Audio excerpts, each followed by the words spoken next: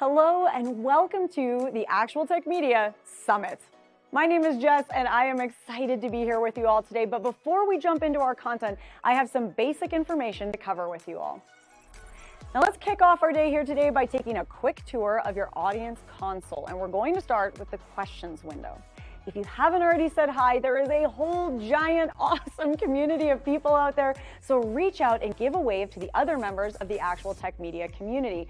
Also keep in mind, if you have any tech issues today, a browser refresh is probably going to fix just about anything. But if those tech gremlins are clinging on, no problem. Just throw a comment in the questions section and our crew will be there to help. We also want this to be an informative webinar for you, so throughout today's summit, we hope you'll get engaged and ask all your burning questions. Not only will we have team members responding to you over live chat, we also have a dedicated Q&A session at the end of our presentation. And if we do not get to your question during the webinar, don't worry, because the awesome experts that we have here with us today will be following up with you after we wrap. All right, next up, there are going to be lots of cool aha brain light up moments on the summit today. And if you want to share those with your community, we love that. We've made it nice and easy. You can use the Twitter button right there in your audience console, and the hashtag for today's summit will automatically be added to your post. And our last stop on this guided tour, be sure to check out the handouts tab for some resources and takeaways from our speakers here today. We have an info pack collection of solution briefs, white papers, data sheets, free trials, ebooks, upcoming webinars, and more. So many great resources, so be sure to go and explore. And if that wasn't enough fun, we also have some exciting prizes that we'll be giving away throughout the summit today. Now, I will tell you a little bit more about those later on, but a few quick reminders for you all. First, you do need to be in attendance during the live webinar in order to qualify to win, and we will follow up with all winners after we wrap the summit today. Now, all of our winners must submit an IRS Form W-9 to Actual Tech Media, and all winners must meet the Actual Tech Media prize terms and conditions. If you're not sure what those are, you can find the full T's and C's in that Handouts tab. Again, just click on the Handouts tab, scroll down to the bottom, and you'll find them there. Now, the absolute most important thing to remember is that we love getting all of your insightful questions during these live webinars. In fact, we love it so much, we have a special additional prize for all you inquisitive folks out there. In today's summit, we will be giving away a prize for the best question asked in each of our live sessions. The expert speakers and teams will be reviewing all the questions asked after the webinar, which means even if your question does not get read out in a live session, there is still a chance to win. And if you are a lucky winner here today and you'd like to donate the value of your prize, we have several wonderful organizations that we partner with. So let us know when we follow up about your big win, and we will get that rolling for you. Again, we are so happy to have all of you here live with us at the summit today, and we want to keep that good feeling going. So let's connect on social media. Reach out and connect with Actual Tech Media on Twitter, LinkedIn. We have lots of great content, and we always want to hear from you. And if you're looking for more awesome resources and content right after we wrap the summit today, make sure you subscribe to the Actual Tech Media channel on YouTube. Another fun way to win a prize and grow this awesome community is to refer an industry friend or coworker to the Actual Tech Media webinar series. Now, you'll find a link to do that right in that Handouts tab, and you will be automatically redirected at the end of the webinar as well. Both you and your coworker could win a prize, and we hold those drawings every month. So be sure to refer a friend, because it could quite literally be a win-win situation. Next, we have a cool opportunity for all the decision makers out there to get connected with new and emerging tech and innovative vendors. Here's how it works. All you need to do is click on the link back in that Handouts tab and fill out the application. The Actual Tech crew will then match you with some vendors that we think you should be chatting with based on your needs. There will also be fun opportunities that you can choose to join in, like surveys, test running new solutions, extended demos, and so on.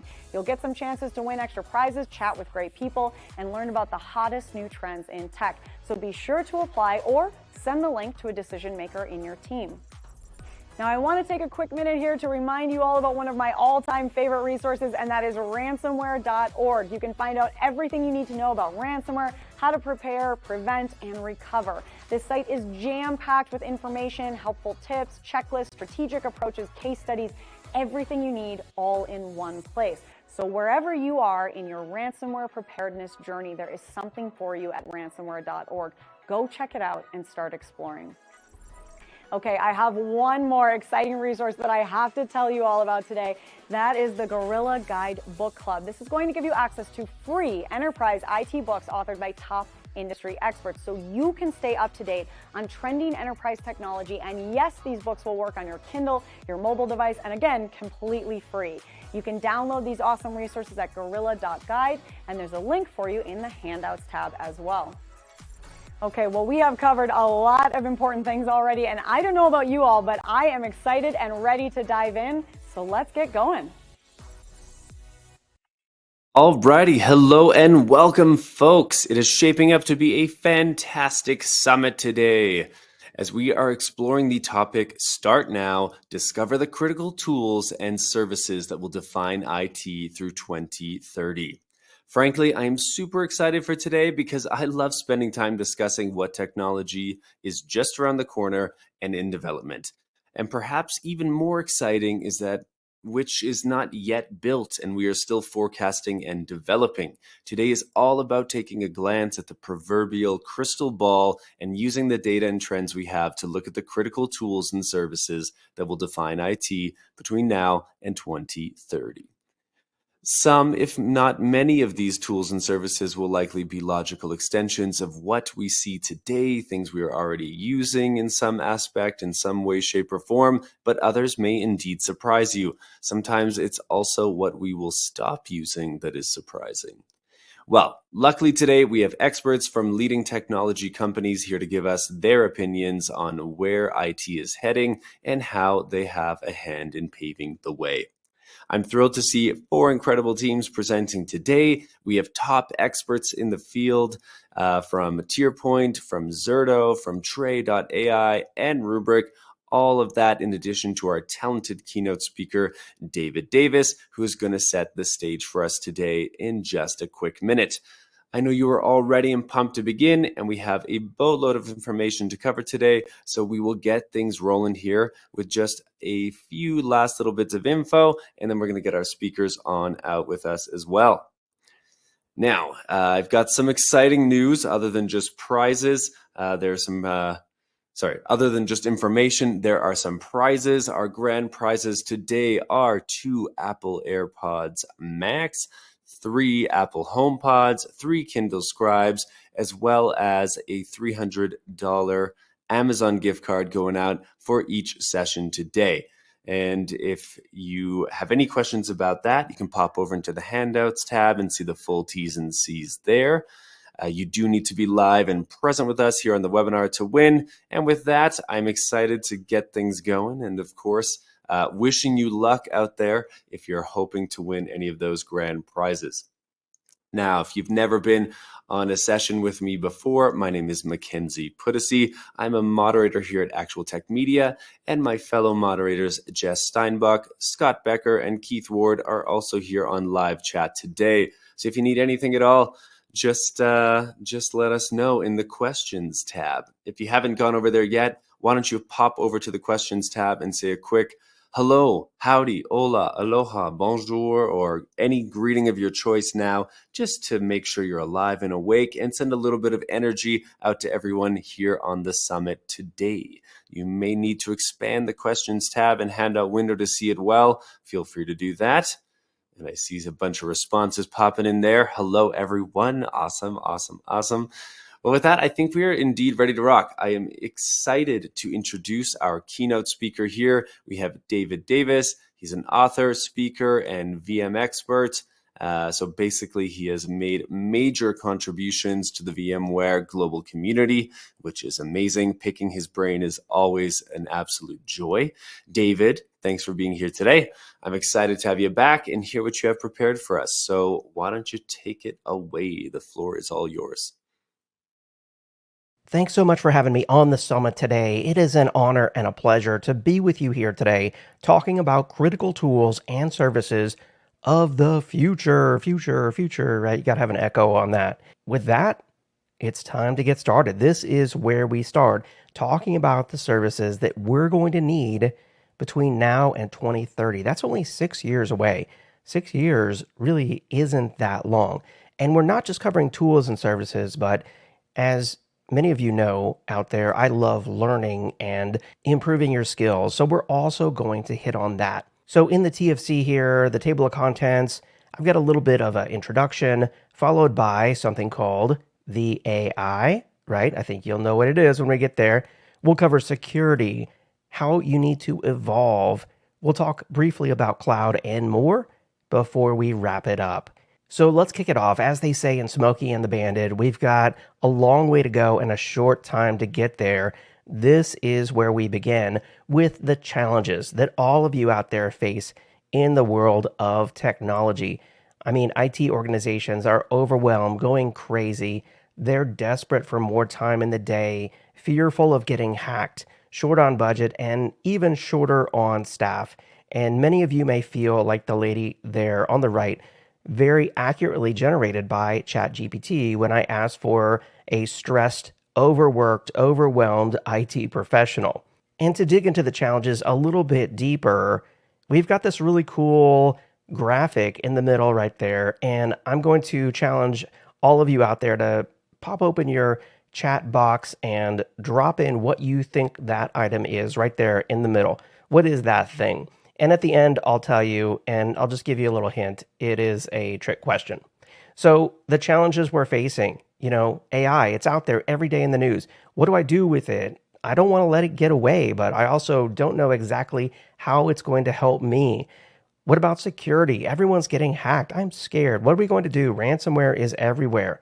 We've got challenges with the cloud, and it's a whole lot more cloudy than it should be.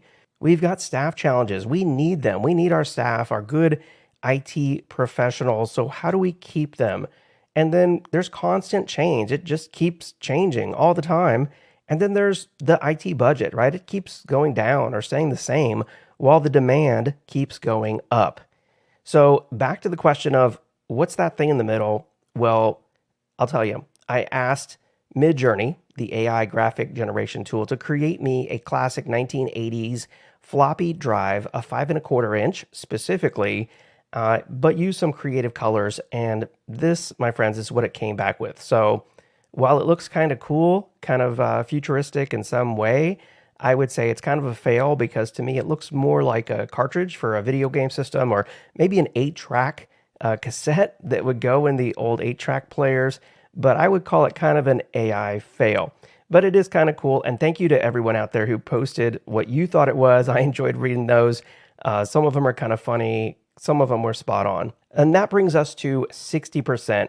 That is the turnover rate of technology professionals out there today. Over the last 2 years, technology has seen a 60% turnover, and that's caused some huge problems. That's higher than every other vertical out there. And then you've got another challenge, 463 million terabytes. That's the amount of data created every day by the year 2025. Every day. Each day, the world is creating that much data. That's a lot of terabytes, my friends.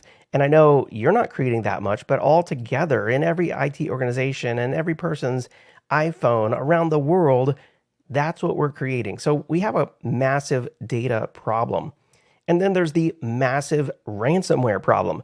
That is $1.8 million, the estimated mean ransomware recovery cost for organizations as of 2023. I don't know about you, my friends, but most of us don't have a spare 1.8 million in change to take care of the latest ransomware attack. So we got a lot of challenges. Let's dig in deeper now into the AI, as I'd like to call it. And this is where it gets funner. And I hope I don't offend anyone out there using the comparative adjective form of fun. But it is going to be a lot of fun. So let's talk about AI. Starting off with the number 1 million. That is the number of users that joined ChatGPT in its very first 5 days.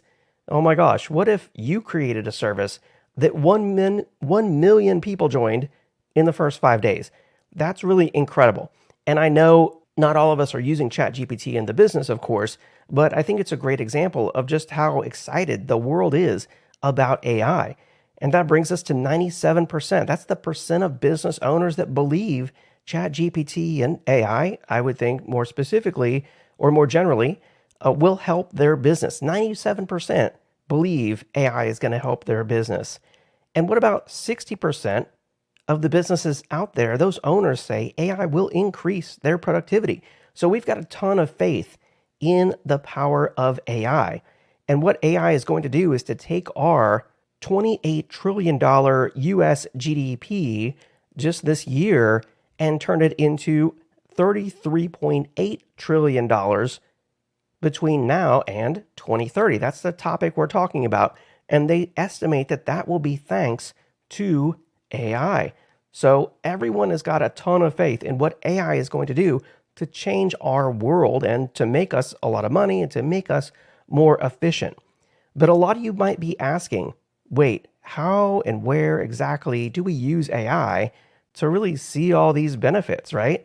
And you're looking around like, anyone have the answer for me? Well, I'll tell you that there's not a ton of specific answers right now, but you do need to do it smartly. When you implement AI, AI needs to understand your data and have access to it, or else it's not going to be very valuable. At the same time, you also need to do it securely. You also have to protect your customer data and your business secrets when you implement AI. But at the same time, you've got to find an AI project that's going to be relatively easy and cost effective to make sense for your company. What can you build to prove the value of AI? It's got to be useful. It's got to use your data and AI to work together and solve problems, increase efficiency, and help your customers. And that's why I'll tell you, friends, I'm super excited about the Tray.io presentation that's coming up here, because I think that it can do all of these things. And they've already done it for a lot of different companies. So I'm really excited to see how they can help companies like yours do something really cool with AI. And that brings us to our third topic on the list for today, and that is security. This is where we lock it down. And I have to also say, this is where I go into the speed round, because I recognize I'm starting to run out of time in this presentation. So let me hit you with another number, $872 million. This is the cost of the ransomware impact at Change Healthcare, which is a subsidiary of United Healthcare. And they reported this on February 21st of this year, 2024. And by the way, footnote, that didn't include the ransom. They had to pay the ransom, which added another 22 million or 21 million, whatever it was, to that number, making it $894 million. Friends, that is an incredible number. And that's not even counting the cost of the reputational long-term damage to their company. I don't know if the next time you need to go to the doctor or the hospital, you might question, do I really want to go to this hospital, perhaps that recently had that big ransomware attack? So ransomware is a huge problem. So how can we prevent ransomware before it happens and rapidly recover if it does? Well, the cool thing about ransomware recovery and protection is I feel like the future is already here. The tools are already readily available, and you're going to be learning about many of them on this summit event today. I mean, there's zero trust out there that can help us to trust no one and prevent unauthorized access to our data. We've got secure backup available that can help us to ensure our backup data is uncompromisable. We can ensure that we are resilient. We can get our data offsite and create multiple copies.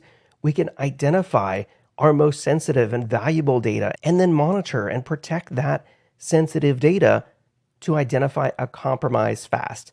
And, worst case, if needed, if we are hit by ransomware somehow, some way, we can rapidly restore and not pay the ransom, get that data back. So I'm excited to learn about some awesome ransomware recovery and data protection solutions on the summit today. And that brings us to number 4, evolving. And this is where we do the thing that maybe we might not want to do, because most of us don't always like change. I mean, it's constantly forced down our throat. We might not want to endure any more change. But my friends, change is inevitable. We have to continually evolve or we will die and be replaced by robots. That's the honest truth, I have to tell you. Change is constant. So what can we do in our IT organizations to deal with this change? Well, we can try to stabilize the change to some degree. That can prevent constant chaos and prevent that firefighting mode that so many of us are in constantly. We can also set goals and have realistic expectations for the IT organization, for the staff, because, even Superman needs a vacation sometimes, right? Not everyone wants to be a superhero every day. And then we need to secure and protect our data because that will prevent the chaos and it will also ensure that we have job security for the long term. We need to retrain and upskill ourselves and our staff. That's one of the best ways to invest in our future. And then we need to build value for the company using technology. That's the real deal. And then finally, don't forget yourself. What have you done for yourself lately? What have you done to enhance your career or learn a new skill? I encourage you to think about that for just a moment and write down a few ideas. What could you do for yourself in your IT career? And then last topic here on the list, and that is the cloud. But there's a whole lot more to it than that. I mean, complexity, it can be overwhelming to us in the world of technology. So how do we reduce complexity? Well, we focus not on moving to the cloud. It's not a worthwhile destination. It's an operating model. It's a journey. It's an approach that we can implement on premises or in a hybrid model or at a managed service provider. And we need to trust and identify cloud solution providers that have experience and trusted, proven best practices to help you to overcome your company's unique complexities. Because, my friends, we can't do everything ourselves. And then we need to look for ways to transform and modernize and secure, optimize, and yes, even find time to innovate. And you're going to learn about some really innovative solutions on the summit today. That's where we reach the end of my presentation. But this summit is just getting started. We've got some awesome presentations coming up. If you have any questions for me, drop them there in the questions box in your audience console, or better yet, reach out to me directly on LinkedIn or over on Twitter, where I am David M. Davis. It's been a huge pleasure being back on the summit today. I hope everyone enjoys the event and have a great day. Take care. Take care as well, David. Thank you so much. Great talk there. I love that approach to constant change. I think we just have to honor that change is always happening and we can be a part of it or we can be a stick in the mud. So I'm always trying to flow with the river, as you will, and embrace what is new, what is there, and see how it can benefit us all. So before we jump into our first session, I do have a question for you all there just to make sure you're awake and alive and enthusiastic and get a sense of where you're at in terms of kind of adding new or updating some existing IT solutions at your company. So the poll there is just asking exactly that. Are you looking to do some updates in the next kind of 6 months here? Are you more on a 6 to 12 month timeline, maybe a year to 2 out with 12 to 24 months? Or maybe you're not sure. You're just here thinking, okay, I want to know what's on the horizon. I want to know how I can make informed decisions and how I can take that back to my role or to my company, my organization, and make some awesome things happen. So with that, I'm going to flip things over in just 2 seconds to our first team here presenting. We've got the team here from TierPoint. Super excited to have them here on the summit.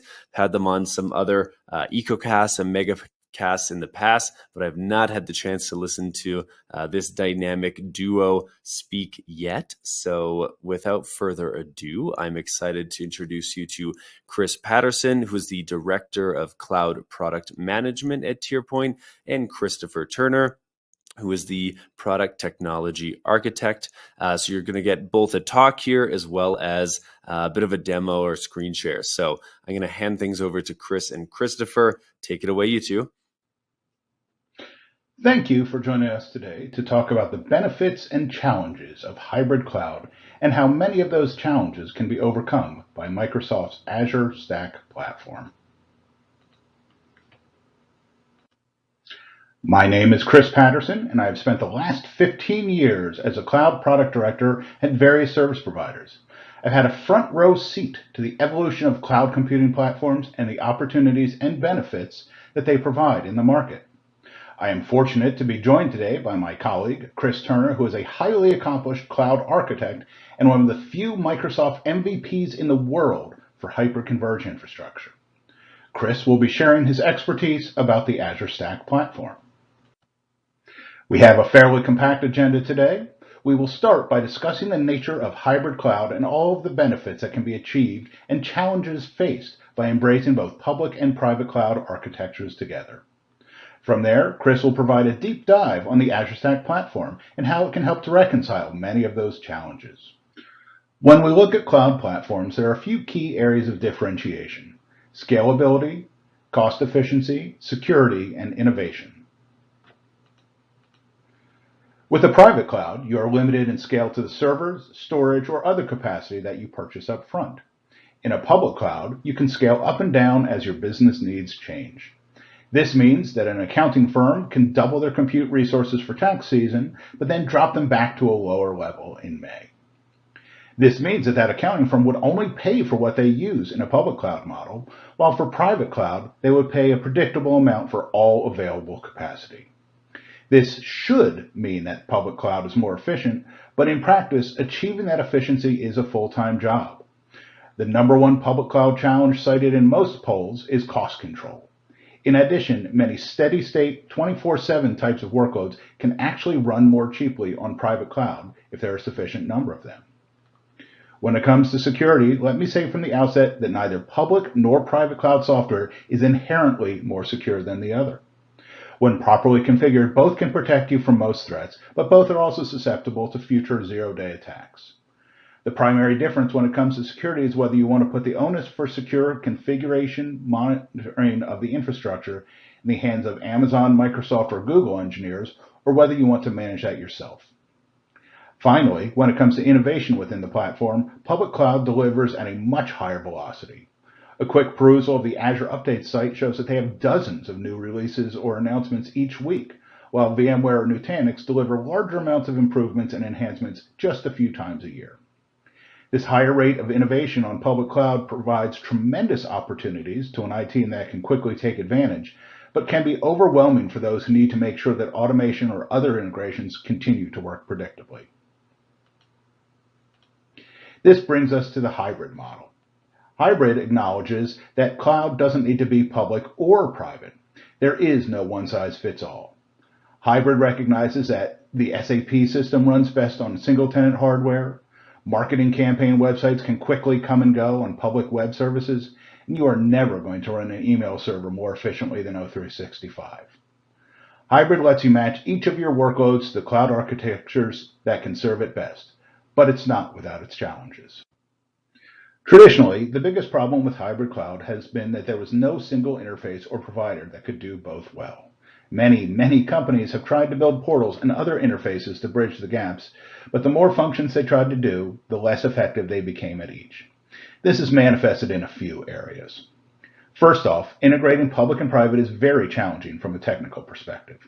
While we use common names for objects like VM, the manner in which they are built and managed by the underlying platforms vary greatly, so something as simple as adding more vCPUs or disks could have very different requirements or effects. Coupled with the unpredictable changes to APIs and other interfaces from multiple vendors, just being able to perform basic management tasks can be a big challenge. Secondly, different platforms have different approaches to security and different tooling. A VMware-based security solution may be very effective when just running on VMware, but when you need to tie it into an AWS environment, there may be the need to open it up far more than a VMware security engineer intended. The same goes for any other third-party product that may have been designed for one system and then only loosely ported to another. Cost management and optimization are significant challenges on public cloud, where an invoice for even a simple environment can have dozens of charges. Within a hybrid environment, it can be difficult to compare the costs of the two different cloud types in order to determine the most cost-effective location for a given workload. Tracking all of these costs usually results in a very large Excel spreadsheet that provides more confusion than clarity. In a similar manner, different platforms use different tools for monitoring of performance and security issues. It can be hard to track where a problem is occurring if you have to look through multiple portals and sets of log files. Tools do exist for performance management across multiple platforms, but that becomes just another tool that you have to pay for and manage. Finally, all of these platforms need to be configured and managed, and most of us never really get the headcount that we want at budget time. Asking an already overworked IT team to have deep knowledge of multiple platforms simply isn't fair. So how can we best take advantage of hybrid cloud and in the face of these challenges? Fortunately, there's Azure Stack. Azure Stack is the platform that only Microsoft could build. Microsoft has been in the corporate data centers for almost 30 years, and their Azure platform is one of the top public clouds in the world. They are uniquely suited to understand and address the requirements of both the fast-moving DevOps types of workloads, as well as the more measured pace of a very mature organization. When it came to designing Stack, Microsoft didn't try to blend the two types of cloud, but rather designed Stack to be a much smaller version of its Azure platform, while retaining the same configuration, management, and monitoring methodologies. This means that the same Azure interface that admins and developers already know and love can be used to control workloads within a private data center as well. By simplifying and unifying all operations within a common framework, public and private workloads can truly be treated in a side-by-side manner. I will now hand the mic to Chris Turner, who will share exactly how Azure Stack is able to meet these goals. Thank you, Chris. Let's explore Azure Stack HCI and its integration with hybrid cloud solutions, focusing on how Azure Arc enables seamless connectivity and management across diverse infrastructures. On this slide, we see the comprehensive capabilities of Azure Arc, which allows us to connect, manage, and operate any infrastructure with consistent tools. Let's talk about the reach. Azure Arc extends our reach to both Windows and Linux environments, whether they're running on virtual machines or on bare metal. It provides us a scalable, searchable inventory across all our resources, making it easier to manage our entire infrastructure. Next, let's talk about configuration. With Azure Arc, we can ensure consistency across virtual machine extensions, enabling standardized configurations. We could talk about centralized agent management for monitoring, for security, for update management, which simplifies operations, ensuring that all systems are up to date and they're very secure. Excuse me. Next, let's talk about governance. Azure Arc includes built-in Azure policies that can help maintain compliance across different environments. We can audit and enforce operating system settings, ensure that all systems adhere to corporate and regulatory standards.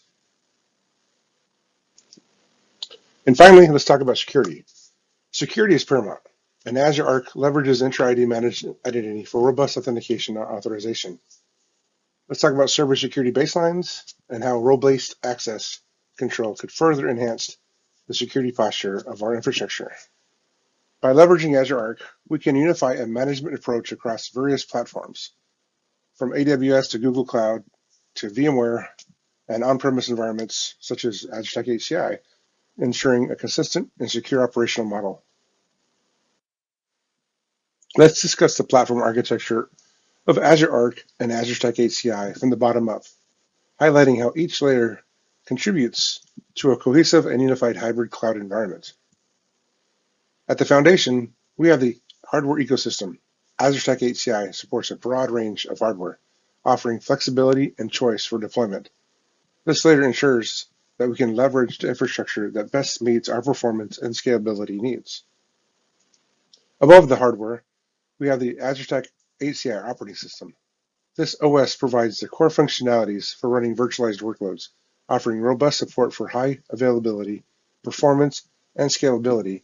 It forms the backbone of our hybrid cloud infrastructure.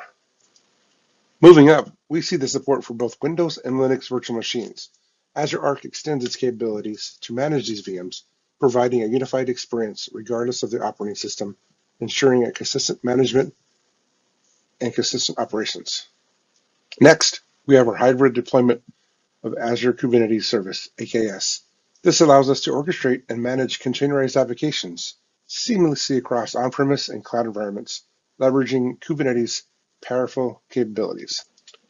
Containers are a crucial part of the modern application deployment. Azure Arc facilitates the management of containerized applications, ensuring that they are efficient and scalable. This supports a microservice architecture and modern application practice. And then we have our Azure Arc enabled data services. Azure Arc enabled data services such as SQL are highlighted next. These services are robust database solutions that can be consistently managed across different environments, providing flexibility and reliability for our database needs. We then see the support for cloud-native applications with a variety of programming languages and frameworks, including Go, Node.js, .NET Core, Python, C++, and Java. This enables developers to use their preferred tools while benefiting from Azure's robust management and operational capabilities. And then at the very top left, we see the virtual machine applications. At the top layer, we could see that the virtual machines and key applications like SQL Server, Exchange, SharePoint, these critical enterprise applications are well integrated into the Azure ecosystem, ensuring that they are managed and operated efficiently within our hybrid cloud strategy. By leveraging Azure Arc, we can create a comprehensive and integrated hybrid cloud environment, managing everything from hardware to applications within a unified Azure framework. Let's take a closer look at the layer of security built into Azure Stack HCI, starting from the top and moving down through each layer. First, we have the security operate your workloads. So at the top, we have Microsoft Defender, which provides comprehensive protection for servers, SQL servers, domain controllers, virtual desktop infrastructure, containers, and Kubernetes. This ensures that all the workloads are securely operated with industry-leading defense mechanisms. On the next layer, we have our simplified operational hardening. This layer focuses on making security easier to manage and implement across operations. Key features include confidential compute, privileged access, and network security using software-defined networking. On the third line, trustworthy addition to our environment. Ensuring that all additions to our environment are trustworthy and secure is crucial. This layer includes encryption and data protection, and system security and zero trust. On the fourth line, we have our silicon-assisted security. At the hardware level, Azure Stack HCI leverages silicon-assisted security measures, starting from hardware roots of trust with technologies like TPM 2.0, Secure Core, and finally, the fifth line, enabling regulated customers. Finally, for customers in regulated industries, Azure Stack HCI provides additional assistance with security certifications and supply chain measures that are in place to ensure that the integrity and security of the hardware supply chain from manufacturer to deployment. Then on the right side of the slide, we see key points highlighting the strengths of Azure Stack's HCI security, from industry-leading built-in security to security built-in for the Azure Data Center, and then the silicon-assisted security. In summary, Azure Stack HCI offers a multiple-layer security approach, from operational hardening to silicon-assisted protections, ensuring that our infrastructure is secure, compliant, and trustworthy. Azure Site Recovery, ASR, is a powerful service that enhances the resilience of Azure Stack HCI environments by providing continuous replication and seamless failover capabilities. Here are some of the summaries of what Azure Site Recovery can do for Azure Stack HCI.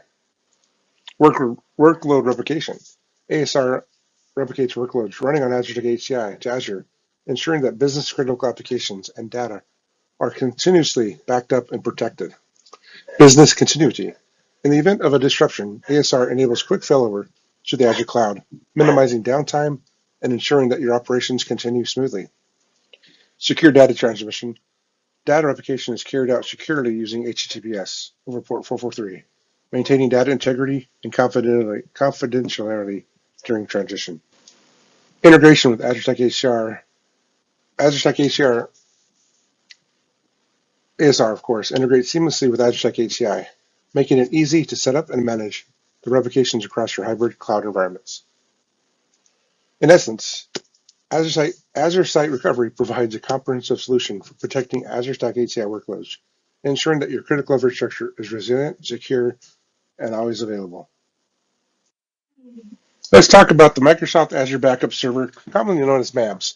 MABS plays a crucial role in delivering backup and restore services for various resources, including host, guest, and Hyper-V virtual machines, as well as file, system state, and SQL application backups. It supports both Windows and Linux operating systems, making it a versatile tool for our backup strategy. When it comes to storing backups locally, MABS uses storage available on the designated appliance. This allows for quick recovery of the data and minimizes downtime in case of any issues with the original source. In addition to local storage, a copy of our data is also stored in the Azure Recovery Service Vault. This vault can be configured with different redundancy options, including local redundant storage, geo redundant storage, and zone redundant storage, ensuring that our data is protected according to our specific needs. And of course, security is paramount. An Azure Backup ensures that your data is encrypted at rest in the Recovery Service Vault. This encryption is managed using Microsoft keys, providing an additional layer of protection against unauthorized access. Now let's discuss policies, specifically the frequency and retention standards that Azure Backup adheres to. For local backups, it's best practice to retain them for about 3 days. Meanwhile, a backup copy is sent to Azure Recovery Services Vault daily and retained there for up to 14 days. This dual-layer approach ensures that you have quick access to recent backups while also maintaining long-term copies for compliance and disaster recovery purposes.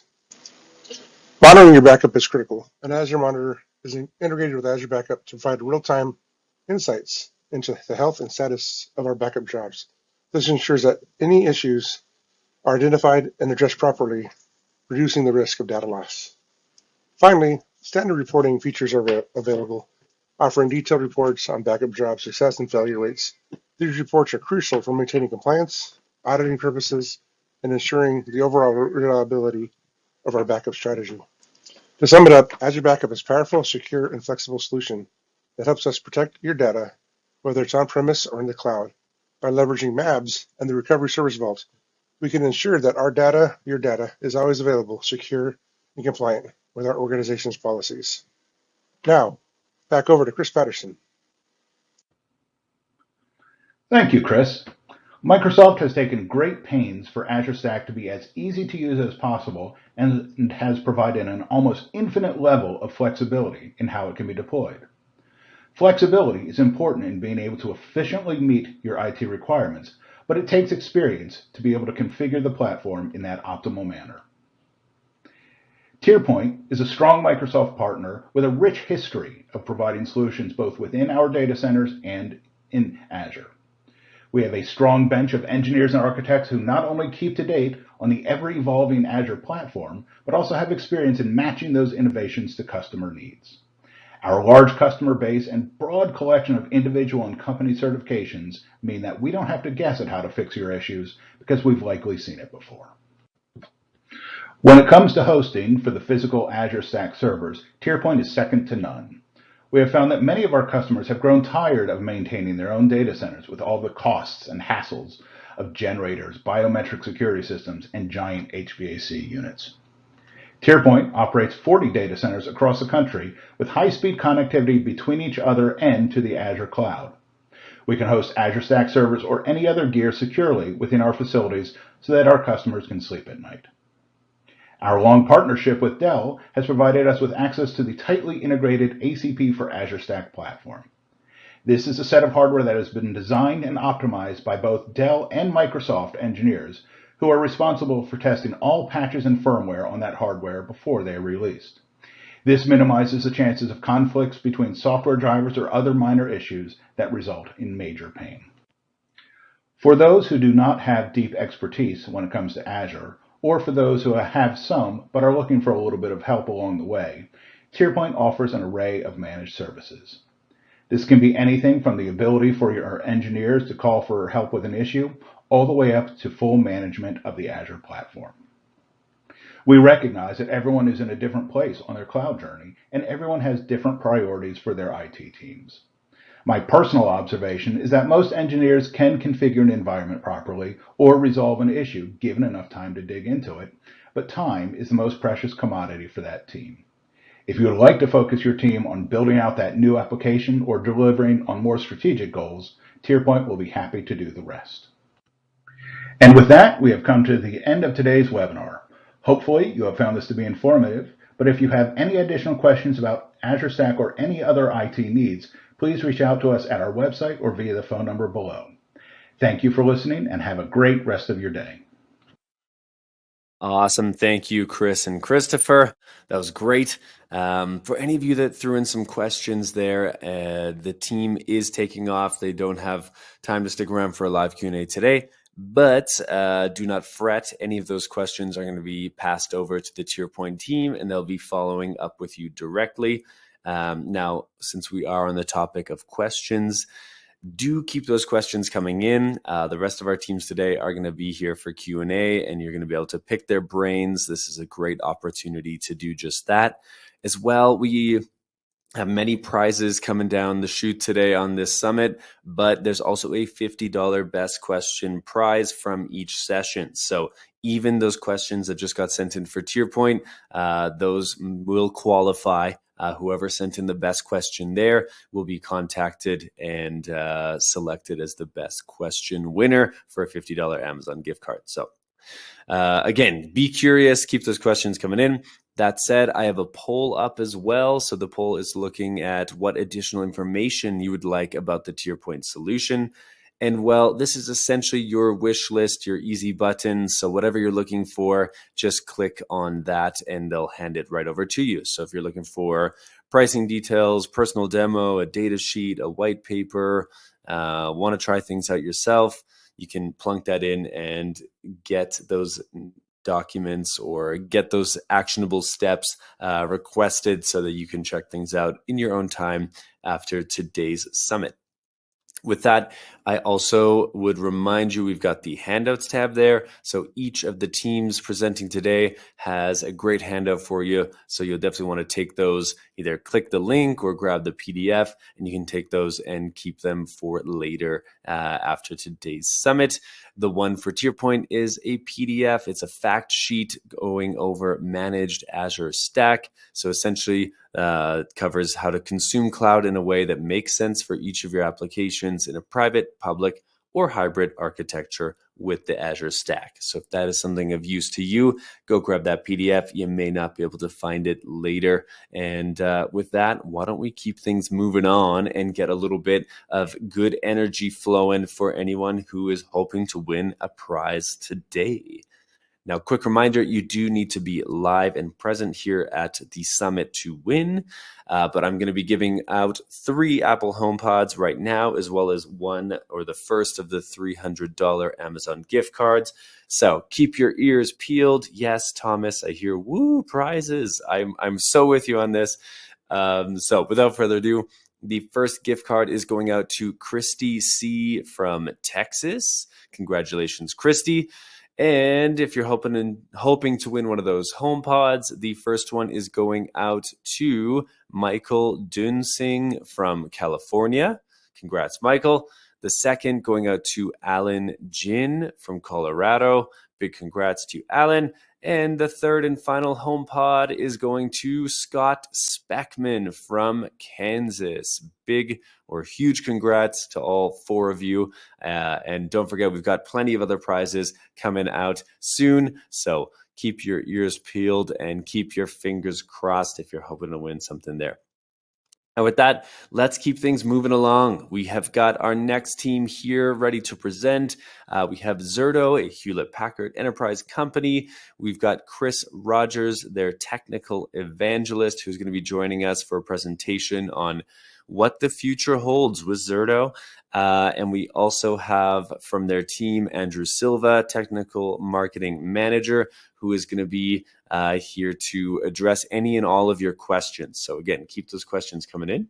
And with that, Chris and Andrew, I'm going to hand things over to you two now. Take it away. Good morning, good afternoon, and good evening for wherever you're joining us in the world. My name is Chris Rogers. I'm a senior technology evangelist at Zerto. So today we're going to be talking about the journey of a VM with Zerto and Amazon Web Services. So let's dive straight into the content. So let's take a look at some data protection customer insights that we've gleaned from a recent IDC survey that we've conducted. So on average, there are over 4 data disruptions per year per organization. That's a huge amount when you consider that's 1 per quarter. Can your data and applications and your business survive 1 outage per quarter? And over 40% of organizations are rethinking their data protection strategy due to using public cloud and moving workloads into the public cloud quicker than ever. And public cloud was the #1 decision-making criteria for when people and organizations were choosing valid disaster recovery solutions. And the last one was data loss. So the biggest issue and the biggest cause of data loss in organizations was actually not because their backups failed or had an issue, was because their backups ran so infrequently that the large gaps between their backups was where they lost the most amount of data. So let's show how Zerto and HPE can solve for any disruptions. So when people are thinking about disaster recovery, business continuity, backup and recovery, typically they always think about the left-hand side of this slide. So the mitigating disasters and more recently, neutralizing ransomware threats. So when we look at the left-hand side, we've got the hardware failures, the power outages, the ransomware and cyber attacks that we know and we need to protect against. And actually, those things are incredibly important and probably do cause the majority of the outages. But when also we look at the right-hand side, or as we move towards the right-hand side of the slide, we start looking at other causes of downtime and data loss, things like user errors, file deletions, patch testing. And then when we start looking at the more planned and proactive approaches that causes downtime and data loss, migrations, moving in and out of infrastructure refreshes, data center consolidations, potentially moving into public cloud, moving out of public cloud, all of these things can have impact for your uptime and availability for your most critical applications. Zerto can mitigate against all of the impacts and reasons and causes that we saw on the previous slide by providing continuous availability from edge to cloud. And that forms itself into 3 major pillars. First one being disaster recovery, the ability to radically reduce data loss with lowest RTOs and RPOs in the industry, providing ransomware resilience with real-time encryption detection and full cyber recovery, and then multi-cloud mobility, the freedom to innovate, move, and protect workloads across clouds. All of that is underpinned by a foundation of continuous data protection. That means we're seeing RPOs within seconds. Typically, most customers see between 5 and 10 seconds of RPO. And then wrapped around the outside of that, we have orchestration, automation, and analytics, which provides the fastest RTOs. So we can recover thousands, tens of thousands of virtual machines within minutes with our fully automated and orchestrated workflows, and then analytics bolted onto the top of that to see where bottlenecks are or potentially look at a whole environment as a whole rather than its individual component parts. So for those of you maybe not familiar with Zerto, let me give you a bit of history and background. So we've been a leader in disaster recovery, multi-cloud mobility, and ransomware resilience since 2011. We're a software-only hypervisor or cloud-based replication for flexible, always-on protection without storage, compute, or vendor lock-in. We help organizations achieve RPOs of seconds and RTOs of minutes, helping them restore operations from any point in the past from just seconds previous. And we have fully orchestrated and automated workflows, such as failover, failback, non-disruptive testing, and a dedicated migration workflow. So in this webinar, we're going to be talking about the journey of a virtual machine. And this might not be the journey for every virtual machine, but it's something I've come across a lot in my dealings with customers, partners, prospects, etc. So the first one, DR for private cloud. This is typically what they're doing today with on-premise hypervisor environments, right? Then they're potentially migrating that VM to a cloud environment, such as AWS. And then once they land inside of AWS, they then need to replicate and protect that data inside of that cloud environment.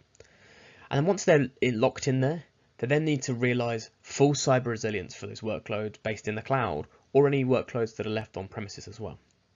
So I'm going to run you through this journey of a VM and kind of show you how Zerto and AWS can help you along this way. So first of all, let's look at disaster recovery for private clouds. So at Zerto, we currently support VMware by Broadcom, Microsoft Hyper-V, and soon to come, KVM. All of that bundled in a single software solution that gives us rapid RPO. So that continuous data protection that we spoke about a minute ago, providing RPOs in seconds, for anything up to 1 hour, up to 30 days of history. That full orchestration and automation with pre-built, fully customizable workflows that produces RTOs of minutes with only a few clicks.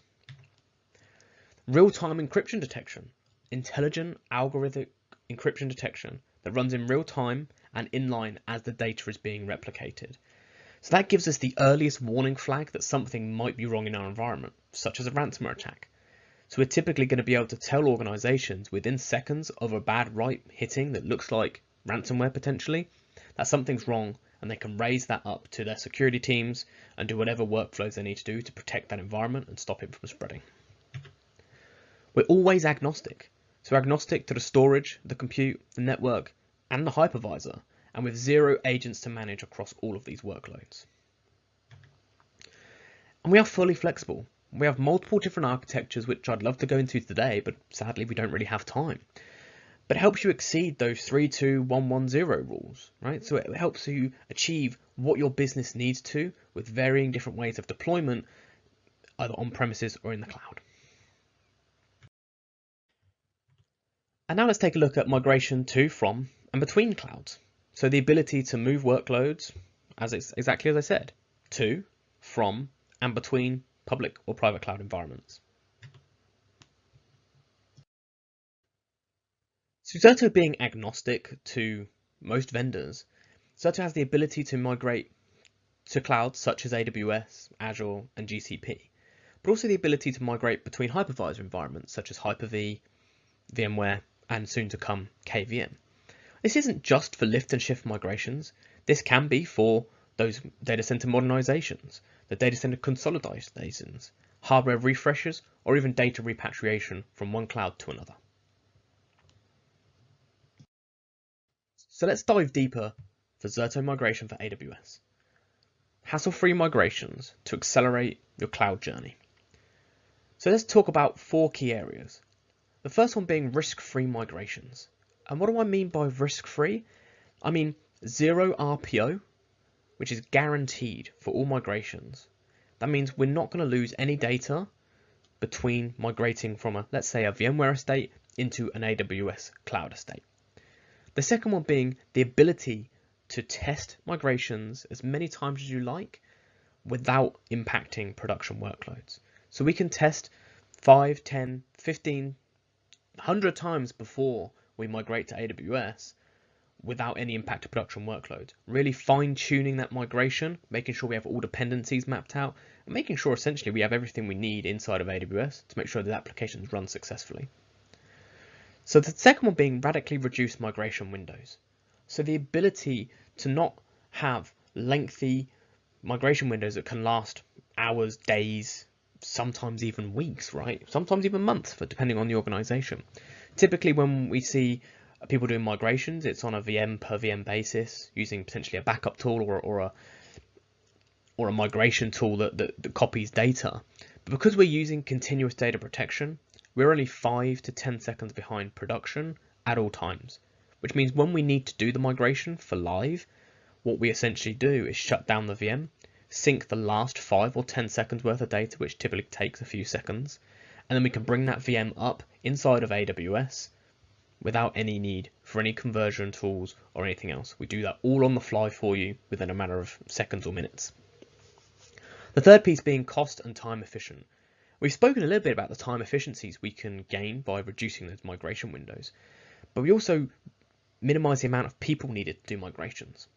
Essentially, one person can migrate whole data centers with our full automation and orchestration. It's 3 or 4 clicks to migrate a data center from a VMware environment to AWS, for instance. And with being cost efficient as well, you can use the same licensing, the same tooling to migrate your workloads that you're currently using to protect those workloads on premises, in this instance Zerto. And the last one being purpose-built for AWS. So we haven't just taken a product, lifted and shifted it into AWS and said, that'll do. We've purpose-built, we've worked with AWS to use their APIs, use their underlying features and functionality in their cloud platforms, such as S3 storage, EC2 instances, etc., to purpose-build the product to make it the most efficient way of moving data inside of AWS and migrating those workloads inside of that environment.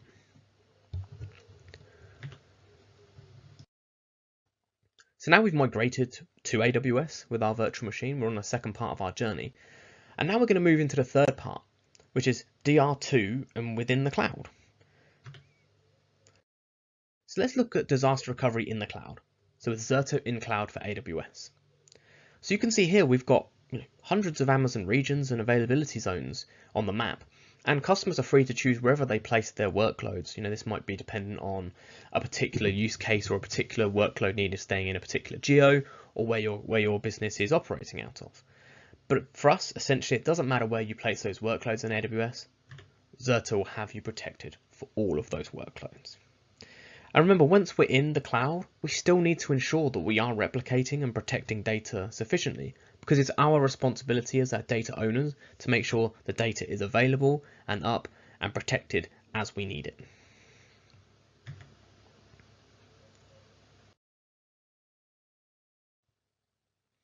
So as we look at Zerto in cloud for AWS, let's look at the key elements as why customers choose Zerto to protect their workloads inside of AWS. So the first one being fully orchestrated disaster recovery. Provides simplicity at scale for even the largest enterprise environments. The idea of having a single pane of glass, a single view to be able to replicate workloads essentially worldwide using Zerto and AWS, that's very powerful for a lot of organizations. Completely application centric. So protect and recover large complex applications such as SAP, for instance. So rather than protecting just an EC2 instance on its own or just an S3 bucket, for instance, we'll take the whole application stack in EC2, protect it as a single entity, replicate that to one or more regions in AWS to make sure the whole app is being protected as a single entity. So when it comes to that orchestration and automation we spoke about, every app can be recovered as a nice cohesive unit rather than its component parts. We have complete freedom of choice. There's no pre-paired regions like we get with other tools. So align your BCDR with your organization, not what someone else wants to do. And in those pre-paired regions, well, guess what? When region A goes down, everybody else is trying to spin up in region B, which is going to slow down potential recovery times. Whereas if you're replicating to your own regions that you've chosen, you're not going to have the same constraints and the same users trying to come up in exactly the same point in time across the same region. And always efficient. So again, I mentioned earlier, no agents to manage. We have a very simple architecture, and we utilize tools that fit in with your existing tech stack. It's likely that if you're using AWS at scale, you're potentially not using UI much, or using CLI and all the other tools like Terraform, etc. that are available to you. So we have all of those plugins available and integrations available with Zerto in Cloud for AWS to let you manage, monitor, maintain your environment with Zerto using the tools you're currently utilizing. So now we know how to protect within the cloud. So we've got VMs moved from let's say from a VMware environment. We've migrated successfully into the cloud using Zerto. We've then reconfigured those VMs to be protected cross-region with Zerto in Cloud for AWS. And now we're starting to look at how can I protect from those modern threats? How can I truly protect myself against cyber threats? So now let's look at cyber resilience with Zerto and AWS. So the first point we have is this Zerto journal where all the data is stored. So what we do essentially to help protect data that was being replicated is we copy data from the Zerto journal with no production impact. So we're not taking live copies from the live data. We're taking data that's already been replicated into secondary storage in the journal, and then moving that to AWS S3 with that logical air gapping. So that protects us from intruders from getting inside of our environment and blowing up our estate essentially. And then from there, we control immutability inside of the Zerto software itself. So we're using object lock inside of Amazon S3 to make sure no one can delete those or modify those copies of the data. But essentially all of that is controlled from inside the Zerto software, so you don't have to go out and configure anything manually inside of AWS. Everything is controlled and managed inside of Zerto. But if you wanted that ultimate extra protection for those workloads, let me introduce you to the Zerto Cyber Resilience Vault. Fully isolated, fully air-gapped, always immutable, and based on zero trust architecture. So this is purpose built for cyber recovery. So this would sit inside of a data center that you own or you're co-locating with a partner. And essentially is a purpose built cyber recovery vault. So with an immutable data vault, but also with a clean room combined as well. So giving you the ability to recover workloads in a known clean environment from known clean data with the fastest possible times. So it enables organizations to unlock rapid air-gapped recovery. So what do I mean by that?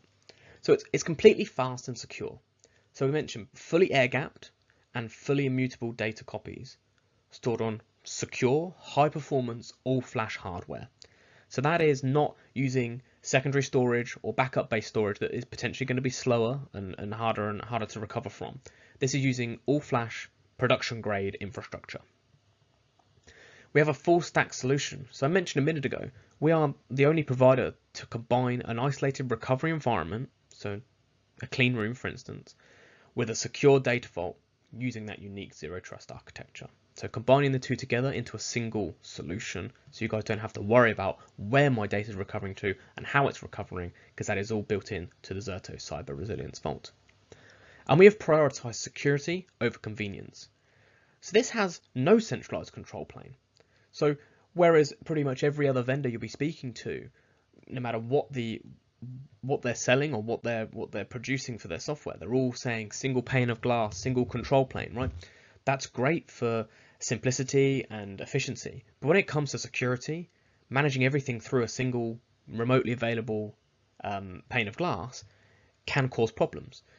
So when we're talking about cyber resilience, we've made sure that we have no centralized control plane. That means no single piece of the puzzle inside of the vault can compromise anything else. And has no exposed management ports. So the only way to access this is by being physically in your data centers, so passing through all of that physical security layer that we need to, being in front of the rack and plugging a cable in to the jump box and accessing it that way. This provides us with the most secure option for storing our data and making sure our most critical digital assets are secure, available, and ready to be recovered if needed. And all of this helps us achieve compliance at a lower total cost of ownership than anybody else in the marketplace. And if we look at that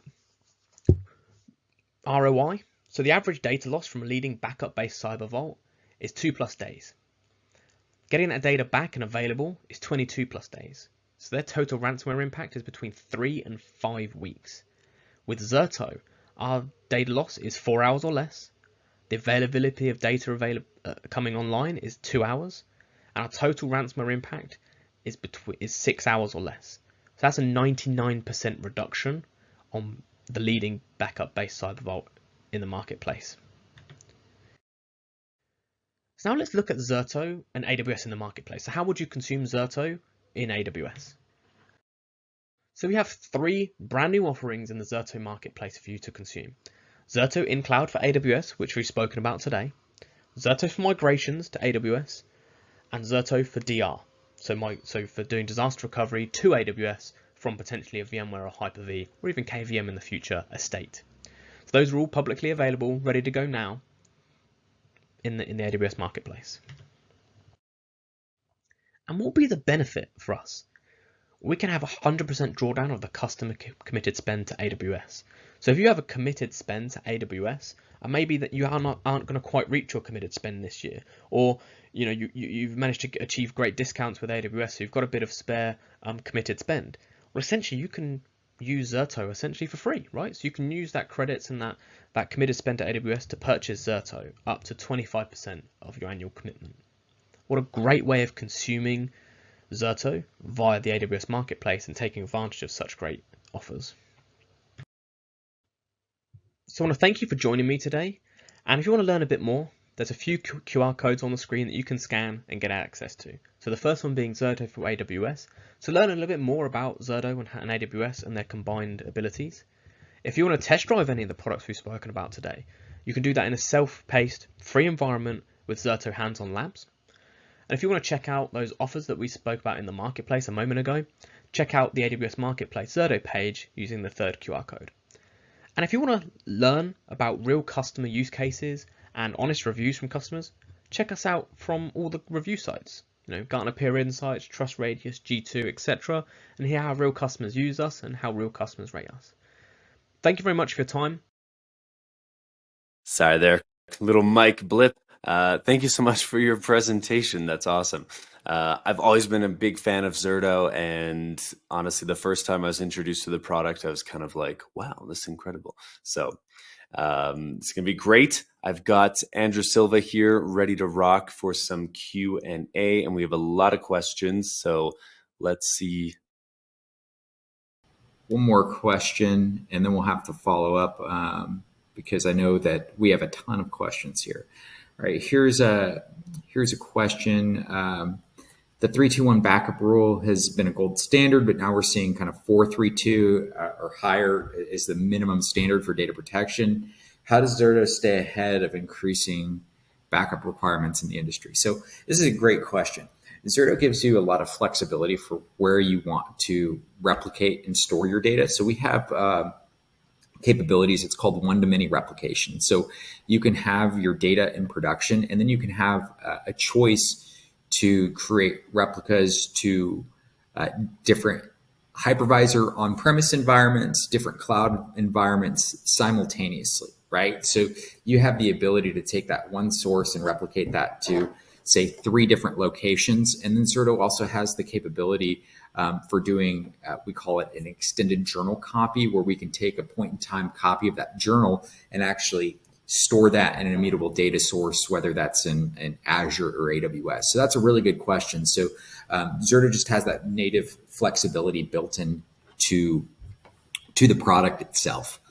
And we'll go with one more. I know I just said one more, but it's another good question, right? So since not everybody can have 1 gigabit fiber or dedicated fiber for data recovery, does Zerto have a test for determining recovery time objectives with existing bandwidth? So Zerto has some bandwidth optimization built into the product. So really we need to, for Zerto to function, we need a 5 meg link, right? So it really depends on the initial sync, right? So if you have a very limited bandwidth for your initial data sync, that could take some time, and it also really determines another factor is your change rate, your data change rate. So if you have a very minimal link and you have terabytes of data that's changing on a daily basis, right? That we could have there could be some challenges there, right? But Zerto was built to require minimal network resources and minimal throughput resources to be able to facilitate its replication. So I think we're just about done. Do we have time for one more question, or are we about? Let's do one final question. Yeah, absolutely. Let's find another good question. We have so many good questions today. So here we go. When we need disaster recovery, asynchronous disaster recovery to the cloud, or I guess the question is, we need disaster recovery asynchronous to the cloud or external sources. What would Zerto recommend? So Zerto supports replication to cloud and other on-premise environments, right? So I think there's a couple factors that really have to be evaluated there. Recovery time objective, and not just for being able to recover to that maybe target environment like the cloud, right? It's going to be recovering back to actual production operations, right? So we can offer very aggressive recovery times in cloud environments and to other locations that are on premise. You're always going to get a better recovery time objective if your data is on premise, right? Just the throughput is there. You're not going to be going through an internet connection, typically, just depending on how you have things architected. That's something that we've seen, right? We support both options, and I don't necessarily think one is better than the other. the point is you have flexibility, and there are pros and cons to utilizing cloud and on-premise services. So really, it comes down to what the business requirements are, and what limitations are you willing to live with and are acceptable with both solutions. So that's what I would have to say about that. Incredible. So Ed, I know you had those QR codes up there, and of course there's Zerto's website, but any kind of final call to action or anywhere you'd want to point people if they're definitely keen to take a next step with Zerto? Yeah. Again, go to our labs, right? We have the QR codes up there. But yeah, get hands-on with Zerto, right? We have free labs available, and you're able to test drive it yourself. We have a lot of different scenarios. And then go to our website, book a meeting. So yeah, look forward to the conversations, and hope you found this beneficial today. Awesome. Thank you so much for being here, Andrew, and can't wait till next time. Take good care. Not a problem. Thanks. All right. Cheers. Bye-bye. Alrighty. Well, thanks again. We didn't have time for everyone's questions here today to Zerto, but as mentioned before, they'll definitely be following up, making sure you get any information that you are looking for. And definitely with the poll there, anything you requested, data sheets, white papers, case studies, that's all going to come in hot after today's summit. So again, thanks for being interactive, and much appreciated on that sense. Now, I do have a couple more prizes to give away. This time, I'm just giving away one of the $300 Amazon gift cards, and then the grand prizes are going to be coming up after that in today's summit. That said, $300 is nothing to balk at. So again, you do need to be live and present here to win. But this second $300 Amazon gift card is going out to Martins Canu from California. Big congrats, Martins. And we'll be reaching out after today's webinar to let you know how you can claim your prize as well. Alrighty, and with that, let's keep the good times rolling, everybody. Our third team here is Trey AI. Super excited to have the team on today. We've got both Michael Douglas, who is the Senior Product Marketing Manager, and we've got William Gomez, Manager of Sales Engineering. Michael and Villian, this is my first time getting to hear you two, so I'm super excited, and I'm going to throw your mics live and hand things over to you. Are you ready? We are indeed. Thanks so much. Appreciate it. Pleasure. Take it away. Great to be with you guys today, and thanks so much for having us. So yeah, as you were saying, my name is Michael Douglas. I'm a Senior Product Marketing Manager here at Trey. And I will be introducing my colleague in just a second. Our focus today is taking IT out of IT onboarding. And with that, I would like to hand it over to William Gomez to introduce himself and give a bit of his background.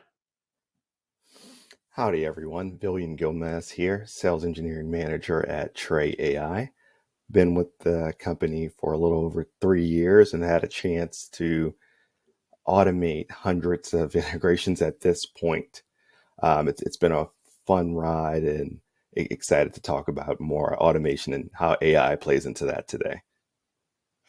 Great, thanks, William. So for anybody that's not familiar with Trey, Trey is a single AI-ready platform that really eliminates the need for disparate tools and technologies to integrate and automate sophisticated internal and external processes. So you might be familiar with the term iPaaS, Integration Platform as a Service, and that's really the sector or the magic quadrant that we fit in from a Gartner perspective, and we provide that composable AI integration platform that has rich AI API management capabilities, again, to drive all AI integration and automation initiatives, again, from a single platform. And what we're going to be doing today is, again, focusing on the IT onboarding and offboarding process. Now, I understand maybe there's a number of people looking at this going, well, this is about defining IT, how will we define IT through 2030? And it is an AI a big part of that, and of course it is. But what we find is a lot of our customers start to come to us in their automation journey with very mundane and simplistic case studies, but very critical to the business. And one of those areas that they start in is IT onboarding. How do I get my employees onboarded in a very fast and efficient way? And what we're going to do today is we're going to go through some of the key challenges of why do organizations struggle with this process. How can they deliver better results? We're going to go through some customer examples. We will then, I'll hand it over to William, who will go through our approach and walk you guys through a fairly detailed demo on that. So with IT onboarding, really where it starts is a lot of organizations start to buy point solutions, right? And this really helps them. It helps them accomplish certain things at a certain given time in their lifespan. So they might start with HR, IT applications that are all very disparate and disconnected. And what that impacts is it gives a very slow onboarding process, right? And it really can hamper an organization's ability to get employees onboarded very, very quickly, and really give a lot of frustration to those employees. Secondly, there's a lot of manual and broken experiences when it comes to onboarding, right? So there's a lot of stakeholders involved in the onboarding process. Again, going across IT, going across HR, going across finance, right? And they all have a vested interest in retention and culture, in employee engagement. But a lot of times these fragmented processes lead to very inefficient manual workarounds. And you think about all of the manual inputs and uploading data on employee information leads to a lot of error-prone mistakes, and ultimately that drives up a lot of cost because it's sucking in a lot of IT time to input all of that data. And then when you have all of those errors, that leads to a lot of inconsistent reporting and really gives the new hire a really bad experience of your company from the get-go. And then thirdly, we've got lack of role-based access and provisioning. And what that means is it's really a guessing game, right? So there's who's being provisioned, who's not being deprovisioned when someone leaves an organization, right? We often talk to customers where, they have a challenge where they thought, that person had left the company and actually still has access to a lot of critical information because they weren't deprovisioned, because it's all manual and it wasn't closed off in the offboarding process. And the security aspect of it is huge, right? With those people still getting access to information and unauthorized users being exposed to that sensitive data.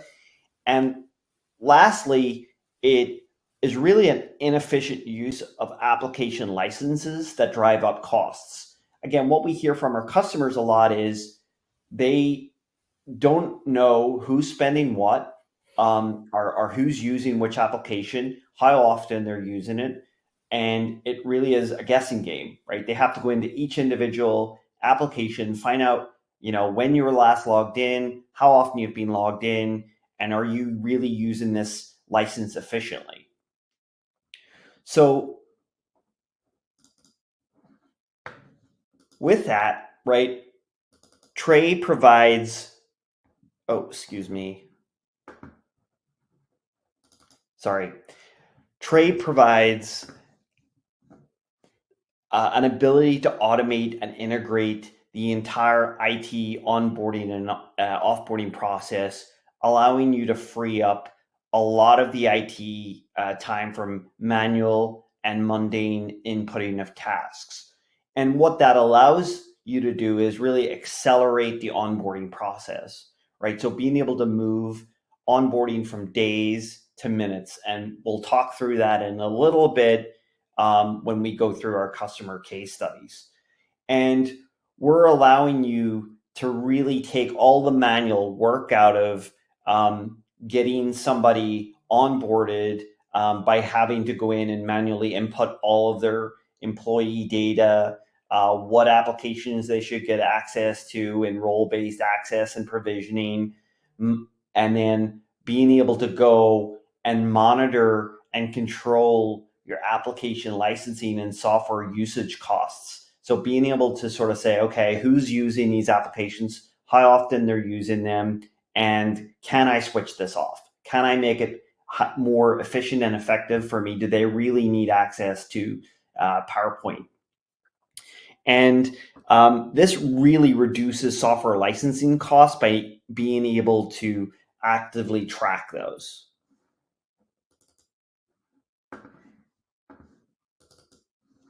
And with that, we're allowing you to scale provisioning to thousands of users in minutes. So when you need to either deprovision or provision users, and you have either you're in a growth mode and you have tens, maybe hundreds of users coming on per month, or unfortunately you're in a slow growth mode where you have to offboard a number of employees in a very short space of time, we're allowing you to scale that provisioning or deprovisioning of users within minutes because of all of that integration and automation that has been done previously.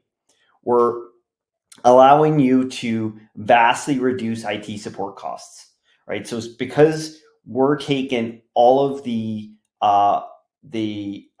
inefficient manual-based processes, we're taking IT really out of the picture and moving it from manual to kind of just, checking in every now and again on how things are going and making sure that there's no issues. And that has been significant for our customers, which we'll go into in a little bit in the case studies. And what I'll do then is we'll just go on to the next slide, and we'll jump into some of the case studies. So Actane is, you might know them better. You've seen a lot of the ads, ShipStation, Stamps.com, etc. And they're leveraging the Tray platform to really scale its IT operations globally across a number of these acquired businesses. And they were doing a lot of manual-based inputs. They were using the likes of PowerShell, which is a automation scripting-based tool, as kind of their first, toe in the water as it relates to automation.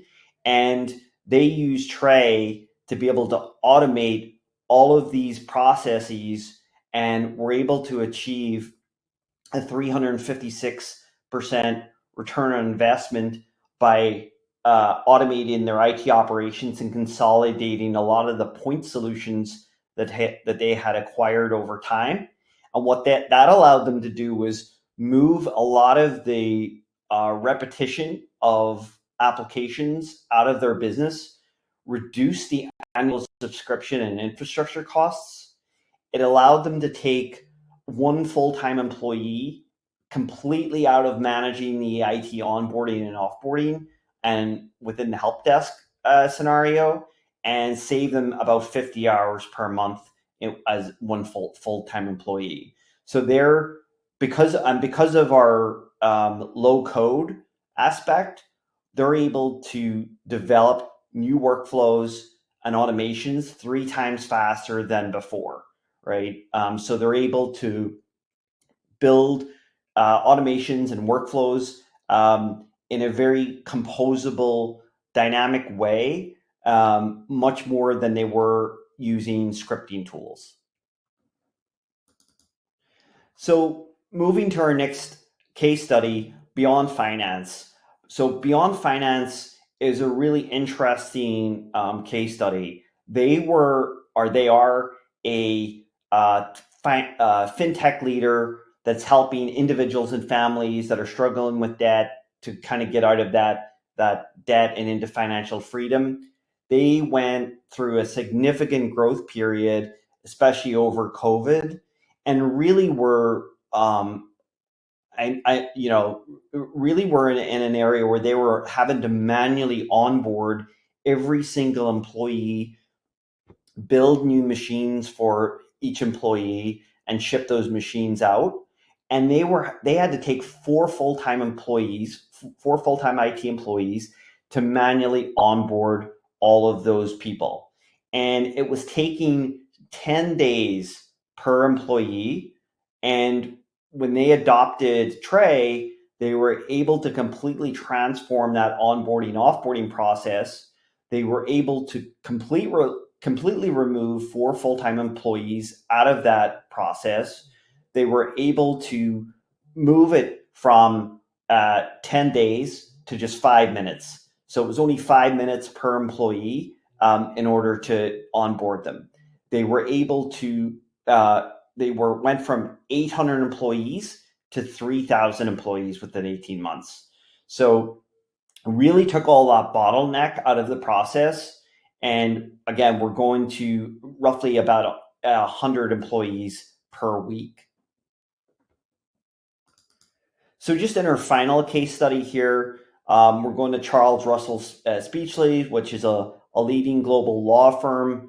And they were looking to drive HR and IT operational excellence using Tray. So they had about 1,000 plus employees, and they really wanted to move away, again, using PowerShell to kind of start. That's a fairly tried and tested path of a lot of organizations dipping their toe into an automation. IT ops automation perspective is using PowerShell.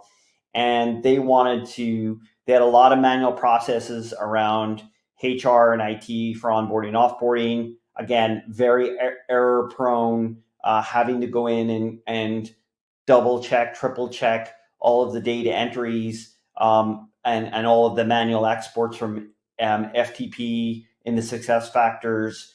And their goal was to reduce provisioning by 80% using automation. So what they were able to do was, by shifting to an API first low code automation solution like Tray, they're able to reduce all of that high maintenance and those brittle scripts that were being produced in PowerShell, and take out all of those FTP exports with direct API integration, right? So they had an automated API first sync across SuccessFactors, Everbridge, and all of the other applications that were associated with IT onboarding, and really being able to take a lot of the IT effort that went with this business process and made it extremely fast, right? And with that, they were able to do a lot of welcome workflow approvals for app access when users first joined their organization, and gaining a lot of low code control over employee processes and being able to build integrations as the employee went through their life cycle. So what we're going to do now is just pause there and move it over to Wilhelm, who's going to go through how do we achieve this. So with that, Wilhelm, it's over to you. Thanks, Michael. So what we're going to answer now is, how do we achieve automation at scale? How do we do this for our IT teams? And how do we plan to do this over the next few years and and leading up to 2030? And the answer to that question is through our composable AI integration platform. So what you see here is our universal automation cloud. And our universal automation cloud, it pretty much brings together multiple interfaces, whether that's working with the Tray platform in a low-code manner, whether that's extending the Tray platform from a large set and growing number of API endpoints to interact with Tray in a more flexible way, or lastly, being able to interact with the Tray platform in a natural language manner. Now, across all of those interfaces, we're able to accommodate multiple use cases that span across the entire business, and it's all underpinned by our Merlin intelligence layer. Now, our Merlin intelligence layer includes both our AI augmented development, which simply means that we have ways now of using Merlin Build, which is a new feature that allows us to use natural language, and we're able to build workflows and have a good starting point. So again, accelerating the work and reducing the time of your development teams. And then lastly, we have our AI palette, which includes a list of AI native connectors, which allow us to work with text, files, or even be able to monitor and tokenize PII data. And then lastly, our AI palette would include the best in breed AI applications, such as OpenAI, Anthropic, or Bedrock. And we're doing all this by having a strong and secure enterprise core. Now, let's hop into our composability architecture. So with our composability architecture, we're starting with this bottom layer. And this allows us to have a strong data-centric core within our platform. So with that, this layer is designed to handle diverse data types and sources, and ensuring that robust data collection, storage, and management is intact. It's the bedrock that supports seamless data integration across multiple SaaS platforms, turning data fragmentation into unified intelligence. So now as we build on our data-centric layer, we have our process-centric layer. And this is where the magic happens. This is where we're able to automate all of our business processes. And here is where orchestration comes into play. And this is where we're able to facilitate the design and execution of not just simple, but complex workflows as well, to ensure that every process is streamlined and optimized. And lastly, we have our experience-centric layer. And this focuses on the end user or the data ingestion experience, allowing us to harness the power of both data and process layers to deliver tailored and intuitive interactions. Now, from an ownership perspective, these three layers here are meant to be utilized not by just integration specialists that may currently live on your team now, but also business technologists to bridge two sides of the house, from the business to the back-end engineering teams.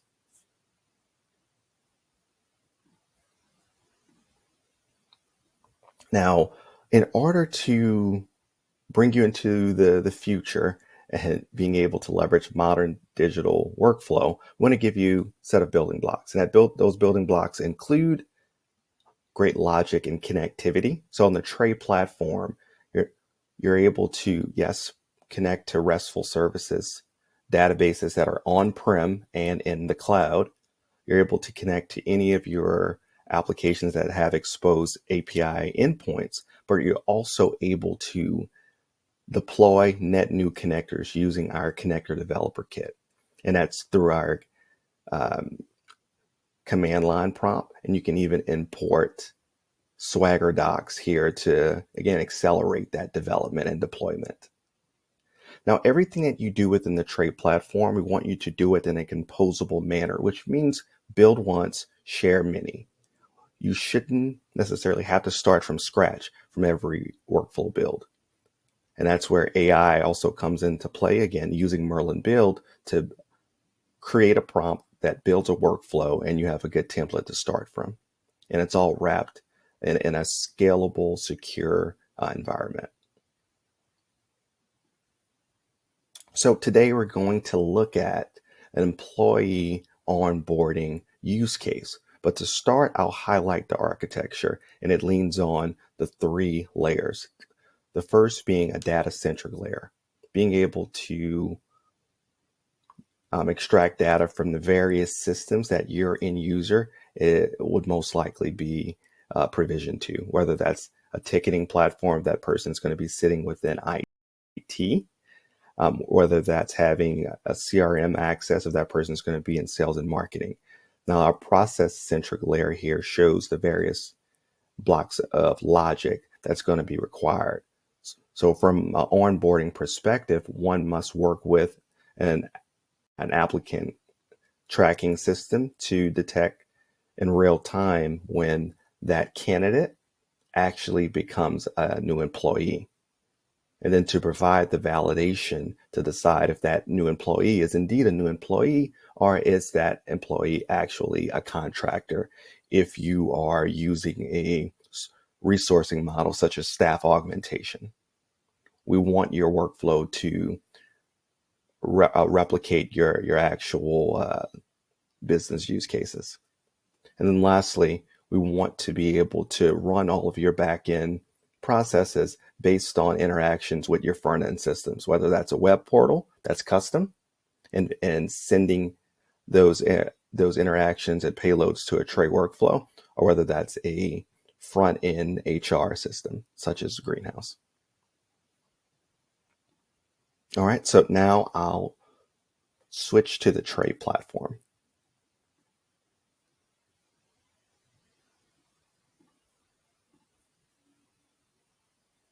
Alrighty, so now we're in the tray platform, and everything you see here, this is our canvas builder. This is where we're able to drag and drop all of those components that make up a workflow.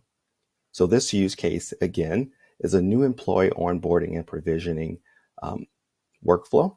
So basically, when a new employee becomes an employee and they're moving status within your HR or ATS system from candidate to newly hired, this workflow is going to kick off. It's going to find that person. It's going to perform a set of logical steps to validate that new employee. It's going to ensure that that new employee is indeed a full-time employee. If not, they'll go down another branch. It's going to provision that person within a set of identity management platforms, or even using LDAP. LDAP, again, this can be on-prem or in the cloud. And then lastly, this workflow is going to provision a set of departmental applications that's specific for their line of work, whether that's sales, marketing, engineering, HR, or if there's a very specific tiger team for short-term use, this person can even be added to Ben's team. Now, everything that you're seeing here are all connectors. Now, the initial connector is actually a trigger. In this case, I'm using a real-time webhook trigger. So we can kick it off in any given manner. It can run asynchronously, and we can ensure that due to our serverless nature, that we can get X number of ingestion points at any given time without having to manage servers or cores, and we can scale infinitely. Now, the other triggers that we have to kick off a workflow, again, leaning into the orchestration of the tray platform, is we can schedule. So if there are processes that need to kick off every few minutes, once a day, once a month, we can do that with our schedule trigger. If there is a need to create a microservices architecture, we can convert an existing workflow to an API endpoint. And with that API endpoint, we can define the HTTP method, whether it's a get, post, put, and we also can create client roles and policies.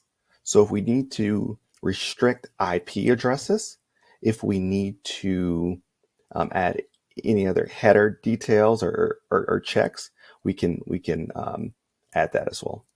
And we also have a pretty succinct list here, built list of pre-built webhook triggers. For example, if there's a new object created in any of these systems, it will kick off. If there's a status change, we can also kick a workflow off.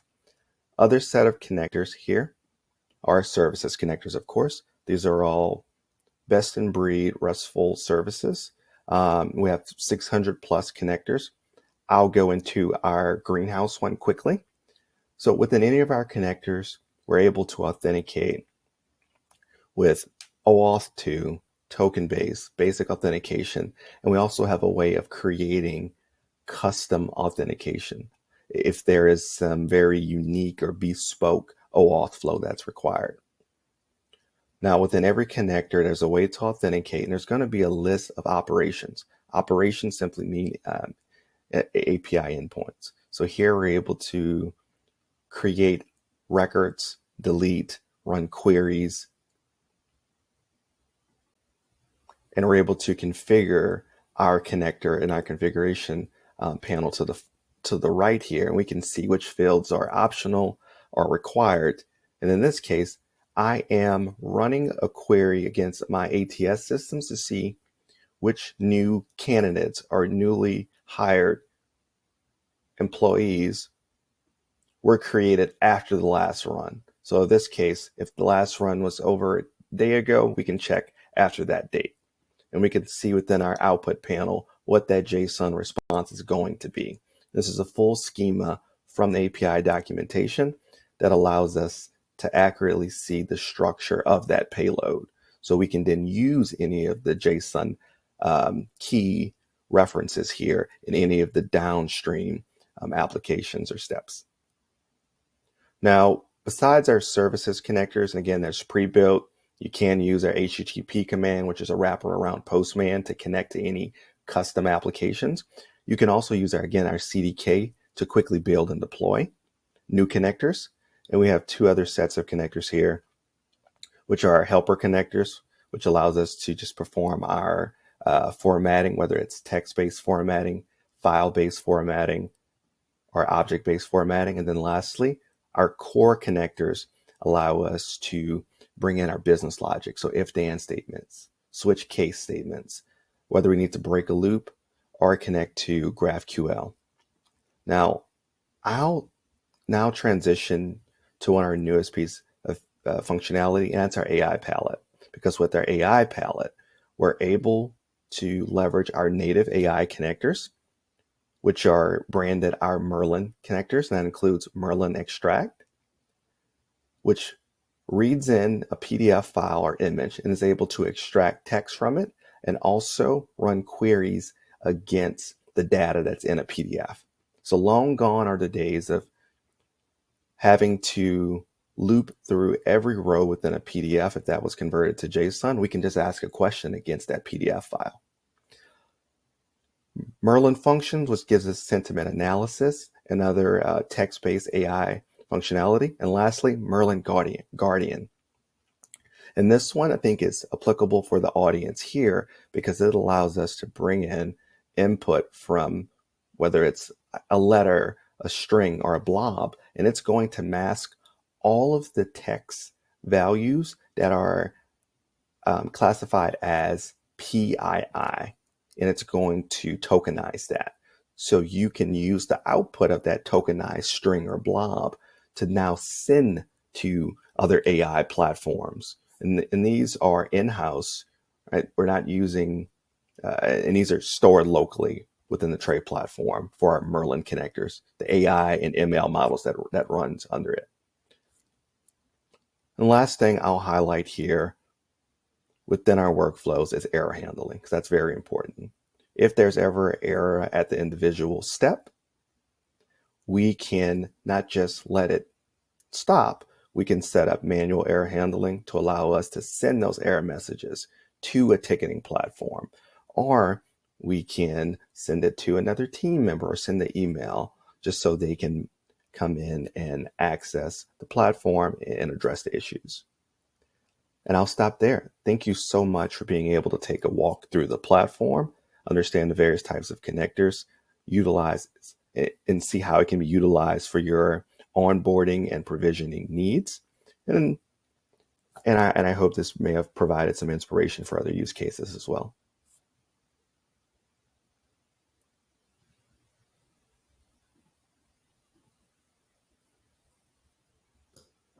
All right, thanks, Villain. Now, if we have time, we'll go to some Q&A.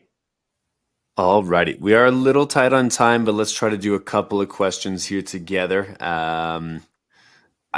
Depending on the question, either one of you can answer it, or maybe both of you want to pipe in and give a bit of an answer, but let's see how we do. First one is, can Tray AI help in diagnosis, coding, debug errors, and fix it quickly when it occurs? If so, how could we convince management in terms of confidentiality and integrity? Yeah. So that would be our error handling. So error handling works in real time. You can do it at the step level. You can create error handling across the entire portfolio. So it can listen for errors across any workflow in any project. So yes. All right. And next question, if we can move on. Next is from Nick. Nick is asking, how much internal staff would need to support Tray AI? Yeah, I guess it really depends on the amount of workflow that you're looking to build and what span of time. But I think we've seen it as small as one person being an IT leader at a company I'm thinking of, and this person pretty much did all of the workflows for their onboarding and now building out other use cases. So it really just depends on your time. But one workflow could be built in a matter of an hour or two, and that includes POV, building, and then running some tests. Nice. And so I imagine a lot of it's in the setup since it's so automated. You don't necessarily need someone monitoring it much once you kind of figured out how to put it in place. That is correct. All right. Next question here is from Alex. Alex is asking about provisioning and deprovisioning. Is it not a case of proper identity management, governance, implementations? ? Just to understand that more, I would definitely recommend this person to reach out. But the Tray platform, we're able to work with the identity management platforms because it's more than just setting up the person in that organization and giving them a laptop and an email address, right? It's more about giving them applications that could be on-prem, right? Giving them access to applications and certain values that maybe IDP platform can't do. Gotcha. But I think there's more to that, so I would highly recommend that person reach out. Yeah, I know sometimes it's like we can never really cover everything here, so but that's great. And last thing I'm going to ask you quick, speaking of kind of identity management, I had a question here asking, how do you work with Okta, or is this seen as an Okta replacement? Not a replacement. So we're plumbing, right? The Tray platform, we're iPaaS, we're working with all of these applications. So if you go to, I think the best way to answer this, if you go to Okta's API documentation website, you can look at all of the available ways to interact with Okta via API, and that's what we enable, right? We want to allow you to be as flexible as you can with any of the apps within your tech stack. That's great. No, we've definitely had a lot of Okta users in the past too. So I think that's I love seeing when things come together and people are all plugging into each other's interfaces and seeing the synergy within this realm. Beautiful. Well, thank you so much, both of you. Love the presentation. I love seeing the demo and being able to kind of like go under the hood and see how things actually work. That was really awesome. And definitely would love to have you back sometime soon. Thank you so much. Appreciate it. An absolute pleasure. You too. Take care, you too. Alrighty, excellent. So again, if some of your questions went unanswered today, do not fret. The Trey team is going to follow up after today. And everyone who already answered the poll looking at what additional information that you'd like from Trey, thank you, thank you, thank you. That said, it is up for a little bit longer. So if you didn't get to it yet, feel free to plunk in if you're looking for data sheets, white papers, case studies, pricing, demos, anything like that. Again, this is your easy button to get exactly what you're looking for when you're looking for it. And a quick reminder too, we also have the handouts tab there. In there, we have got a link to the article, Has PowerShell Lost Its Power for IT Operations? You can check that out there. And essentially, it kind of covers the yes or no of that, but also lets you discover how you can take those limitations and move past them for modern IT teams and overcoming those challenges. So great resource for you to use. And with that, I'm going to get over to our next grand prize giveaway. So if you were waiting and excited, again, I've got a little bit of magic here in the air for y'all. You do need to be live and present here at the webinar to win, so a little reminder for that. But otherwise, let's get to it. So we have got, again, 3 Kindle Scribes here, as well as a $300 Amazon gift card to give away. The gift card is going out to Philip McCulloy. Hopefully I said that correctly, from Maryland. We've got the first Kindle Scribe going out to Jan Drimey from Connecticut. The second going out to Samuel Silva Molina from South Carolina. And the third and final Kindle Scribe is going out to Jeff Schulman from Connecticut. We will definitely be reaching out about how to claim those prizes after today's webinar, as always. And don't forget, all of your awesome questions might also be rewarded by a $50 Best Question gift card from each session. So thank you again for being interactive. Thank you for throwing in those questions. And with that, let's get to our fourth and final team here that's presenting on today's summit. Hopefully your brain can handle a little more information here. I know there's been a lot of great intel so far, and I'm excited to get a little bit more myself. So please welcome back Rubrik, our friends at Rubrik. Today we have Seema Kathuria. She's a Senior Product Marketing Manager at Rubrik, and she is going to be filling us in today on how Rubrik is going to fit into IT solutions from now until 2030. Alrighty, Seema, I am going to throw things over to you and let you wrap things up on today's summit. Take it away. Hi, everyone. I'm Seema Kathuria, a Senior Product Marketing Manager at Rubrik. And today I'll be talking about how cyber attacks are inevitable, but that you can reduce their impact with data security posture management. Let's get started. Although enterprise organizations today are spending millions of dollars on cybersecurity, cyber attacks and data breaches persist, and organizations are facing ongoing threats to their data as it grows exponentially across on-premises, cloud, even SaaS environments. And to reduce the risks of data exposure and the impact of data breaches, organizations should consider adopting data security posture management. In this webinar, you're going to learn about what data security posture management, or DSPM, is, how DSPM enables cyber resilience, and an example of some organizations who are already using data security posture management and the benefits that they're seeing from that. Let's start by understanding the current state of things. Why should organizations be concerned about data security as a whole? Data breaches continue. In fact, the average global cost of a data breach rose about 23% between 2017 and 2023, as shown here on the graph. And today, $4.45 million is the average cost of a data breach.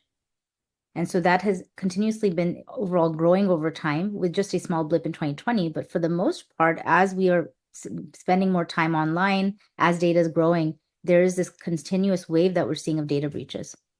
It's not as if organizations aren't spending money in placing cyber defenses for their organization. Rather, organizations continue to spend money on cybersecurity, as shown here.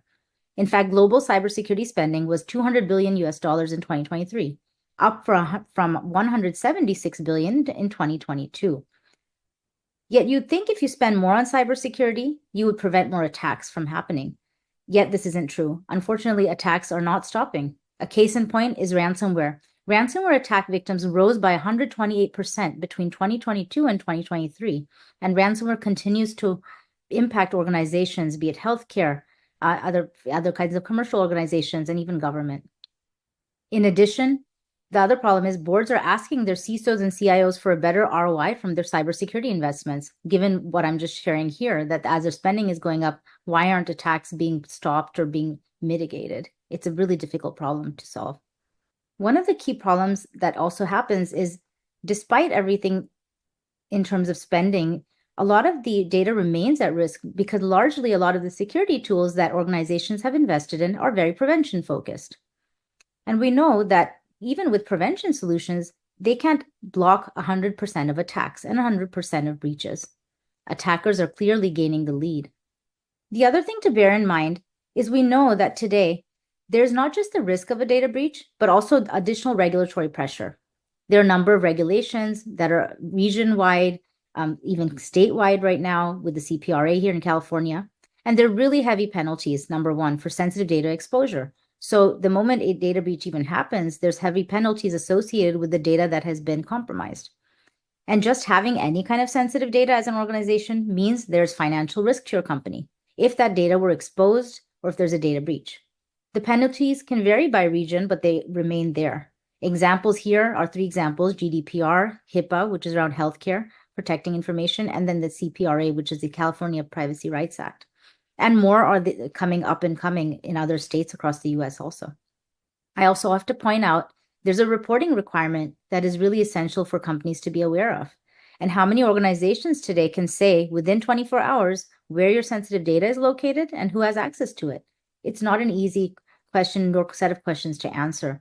And so having visibility into where your sensitive data is can be the first step to really realizing where you can reduce that damage. Here are 2 examples also of overexposed data, which is increasingly also a problem, especially as more and more data is being created and managed in places other than on premises. So a lot of it in the cloud as well as SaaS apps. The first example here is from a specific dating application.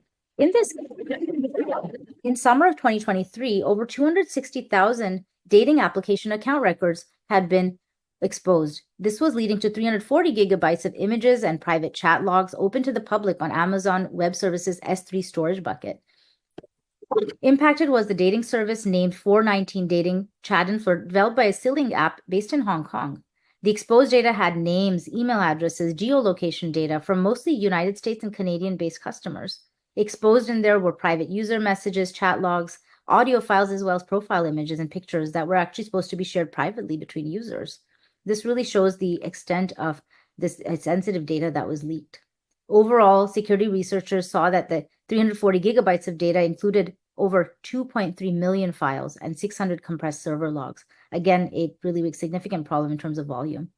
Another example here on the right is from Microsoft. In late 2023, Microsoft's AI research team, while publishing a bucket of open source training data on GitHub, accidentally exposed 38 terabytes of additional private data, including a disk backup of 2 employees' workstations.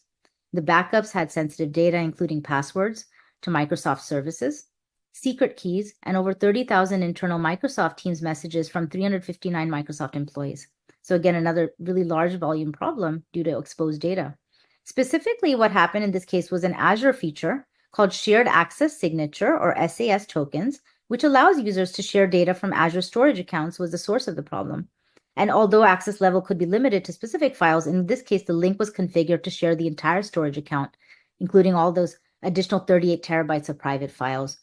This was a case of, again, accidental exposure of data, but it was exposure at the end of the day. And so this really just, shows that these kind of examples are out there, and it's really important to have a purview, an overview, an idea of where that overexposure of data might happen in the first place.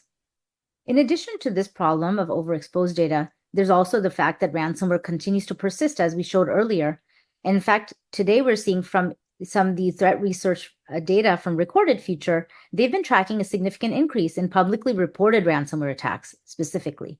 There's been, on the right hand, 70% increase year over year on reported attacks across all industries, and a 46% ransomware attacks against healthcare fields specifically year over year, which is significant. Healthcare and specifically has very private data of, sensitive information of patients, their medical histories and whatnot. So it's really important for overall all industries, but even healthcare specifically, to be really managing their ransomware risks. What does this mean in terms of security and how you're approaching this idea of cyber security and cyber resilience for that matter? Well, one reality is that a lot of the investments made today are in cybersecurity tools focused on prevention, which we know cannot prevent 100% of attacks and breaches. So perhaps a shift is really needed where you're not just focusing on prevention, but rather thinking about a data security posture management paradigm where you can really reduce the risk to the data itself. This is all about reducing the material risk to your data, reducing the impact of data breaches if they were to happen, which inevitably they can. There are three specific things today that I'll be talking about when it comes to data security posture management. But at a high level, one, a data security posture management or DSPM can help you proactively identify and discover data wherever it lives, whether it's in your cloud and SaaS apps or it's on premises. Being able to find out where that data lives and being able to then catalog that data and know what kind of policies to apply will be really critical. You want to limit overexposed, unprotected, misplaced, and redundant and non-compliant data also. By limiting the amount of data that is even exposed and out there in the first place, you can reduce that blast radius in case of an attack. And finally, you want to detect and alert on data security policy violations. Imagine if, a certain user who should never have access to certain kinds of data, maybe they sit in marketing and they have all this access to personal information that only HR should be accessing. Well, that should be triggering a policy violation at some point, especially if they're even trying to download it to a personal device, for example. So there should be all these different kind of alerts in place, these kind of trigger points of anomalous detections that we can actually help to mitigate the risk of data being exposed. Data security framework really look like in terms of reducing that data security risk to your business? There's several things to consider. The first step would be to discover regulated and sensitive data across your environment, be it on-prem, cloud, and SaaS, because by being able to discover it, you're going to be able to hopefully apply policies to that data and mitigate risk. The second point is being able to eliminate and even archive unused and regulated and sensitive data. You want to be able to reduce your overall data footprint by removing data you're no longer using, so the unused data, and also being able to maybe archive some of the data that's more old, that's no longer required actively in your day-to-day work by archiving the regulated and sensitive data to a place where it's safe and secure, rather than having it in your production systems, for example. The third point would be about assessing and identifying data risks and data store security. Knowing about the risk posture of data, is it overexposed? Is it misplaced? Is it redundant, for example? Being able to assess the risk posture and then being able to apply appropriate policies. The fourth point in DSPM is enforcing least privileged access, really making sure only those users who should have access to certain data get that access, and only for a limited time until and when it's really required by the business. This really is important when it comes to regulated and sensitive data that is going to be at higher risk when it comes to attacks and breaches. And finally, there is the potential for users to get compromised. Maybe their user accounts get compromised by a threat actor. You want to monitor for any suspicious or malicious activity across time on even legitimate users. And in case things happen that shouldn't happen, locking down that user, any device they're using at that point, and then being able to re-authenticate them and making sure you're validating their credentials every time. So there are several aspects of data security framework that we've outlined here. That's going to be a nice context for us going into data security posture management. There are several questions that oftentimes organizations are maybe thinking about, but they're not really putting time into to really, document down, to have a nice report about in case they have to report it to a board, for example, in a public company. Where is your data being stored today? Where is it located? What kind of data is it? Being able to classify that data, and so that you can put certain kind of sensitive data policies around it. And what kind of data is there? Is most of it sensitive? Is it regulated? So having some classifications really helps with really kind of locking down the access policies.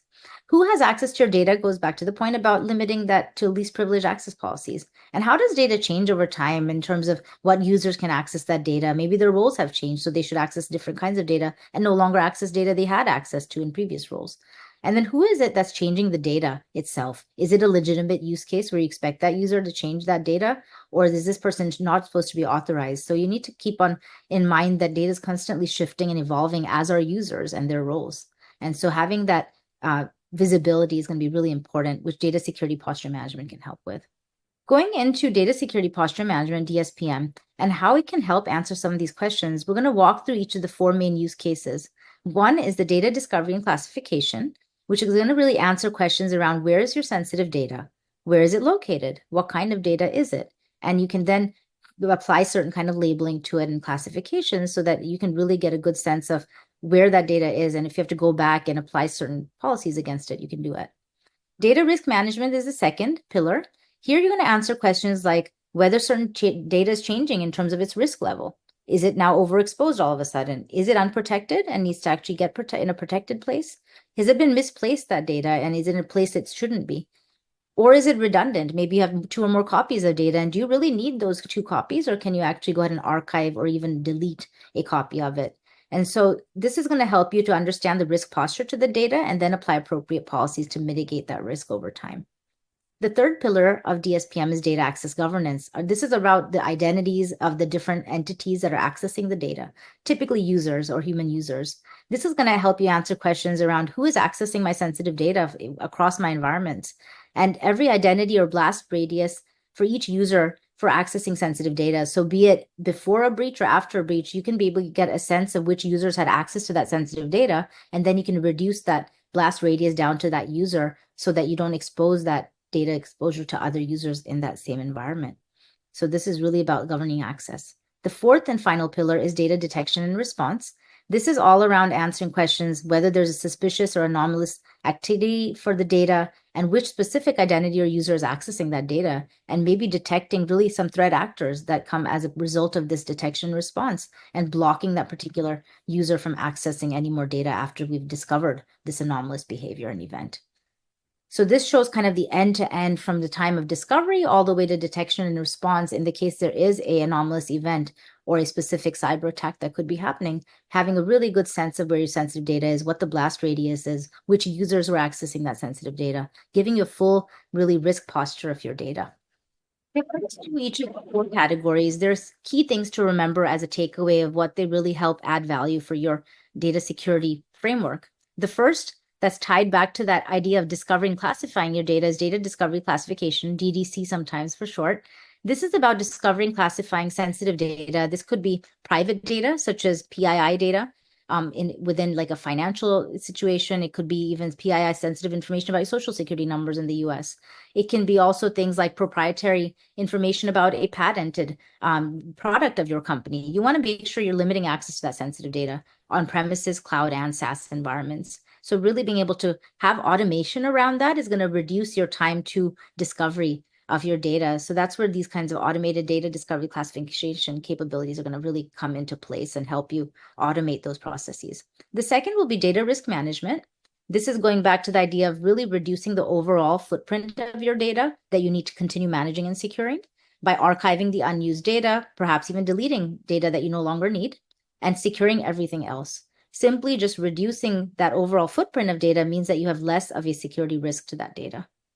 The third is data access governance, which is minimizing excessive as well as unqualified access to sensitive data by all your users. Typically a workforce, it could be a hybrid workforce, it could be a on-prem workforce. The idea is you want to know which role, which business group they're part of, and that group, what kind of allowed access for that group should be allowed and nothing else. So really reducing it to that least privileged access. And finally, data detection and response is even on a pre-war time when things look good and smooth. Situation could be that a threat actor, an insider, maybe an external even threat actor could come in and somehow sneak in and get, to compromise the identity of a legitimate user. At that point, you need to detect that suspicious anomalous data activity, what kind of data they're touching, something odd maybe in terms of the timing of when they're touching that data, if they're trying to download something excessive, whatever is a suspicious or anomalous data activity, you want to catch it as early as possible, alert your security admins, and then be able to take action against that particular user and their device to bring them back to a safe state. If we dive more deeply into the key things that you get out of these 4 DSPM capabilities, we're going to start with the data discovery and classification. Specifically, this is going to help you identify different kinds of data across your clouds, across your on-prem environments. Here shown in the picture on the left is, it could be a Google Cloud Platform, AWS, Azure. It could be even things like your other sensitive applications that are residing in the cloud or in your SaaS environments. You want to be able to detect data anywhere and everywhere.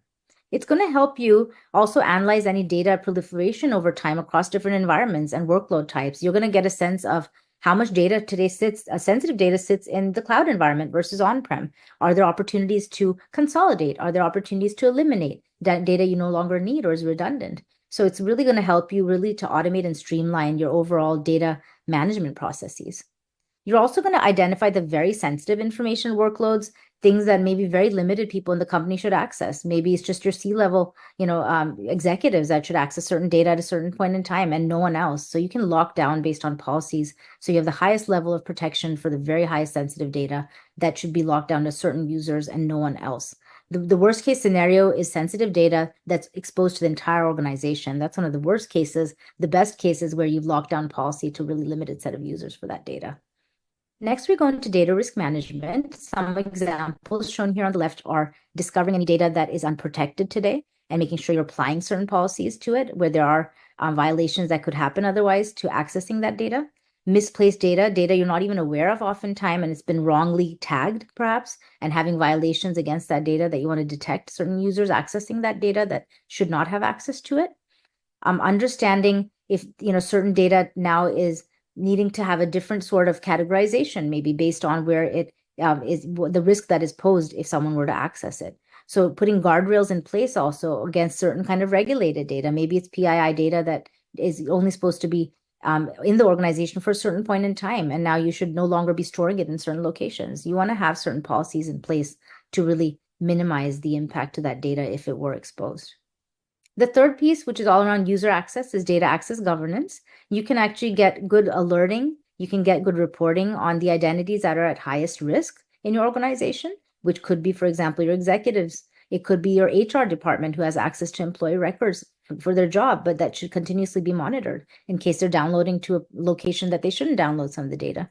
These are some of the examples around your personal information that is used by your company to do business, but it's not your data to be exposed. So you want to really lock down your policies around data access governance, again, using that least privileged access policy in mind, and really identify all the excessive and unqualified and unauthorized permissions per user. So you can take actions on a very granular level for users and groups that shouldn't have certain access to certain data.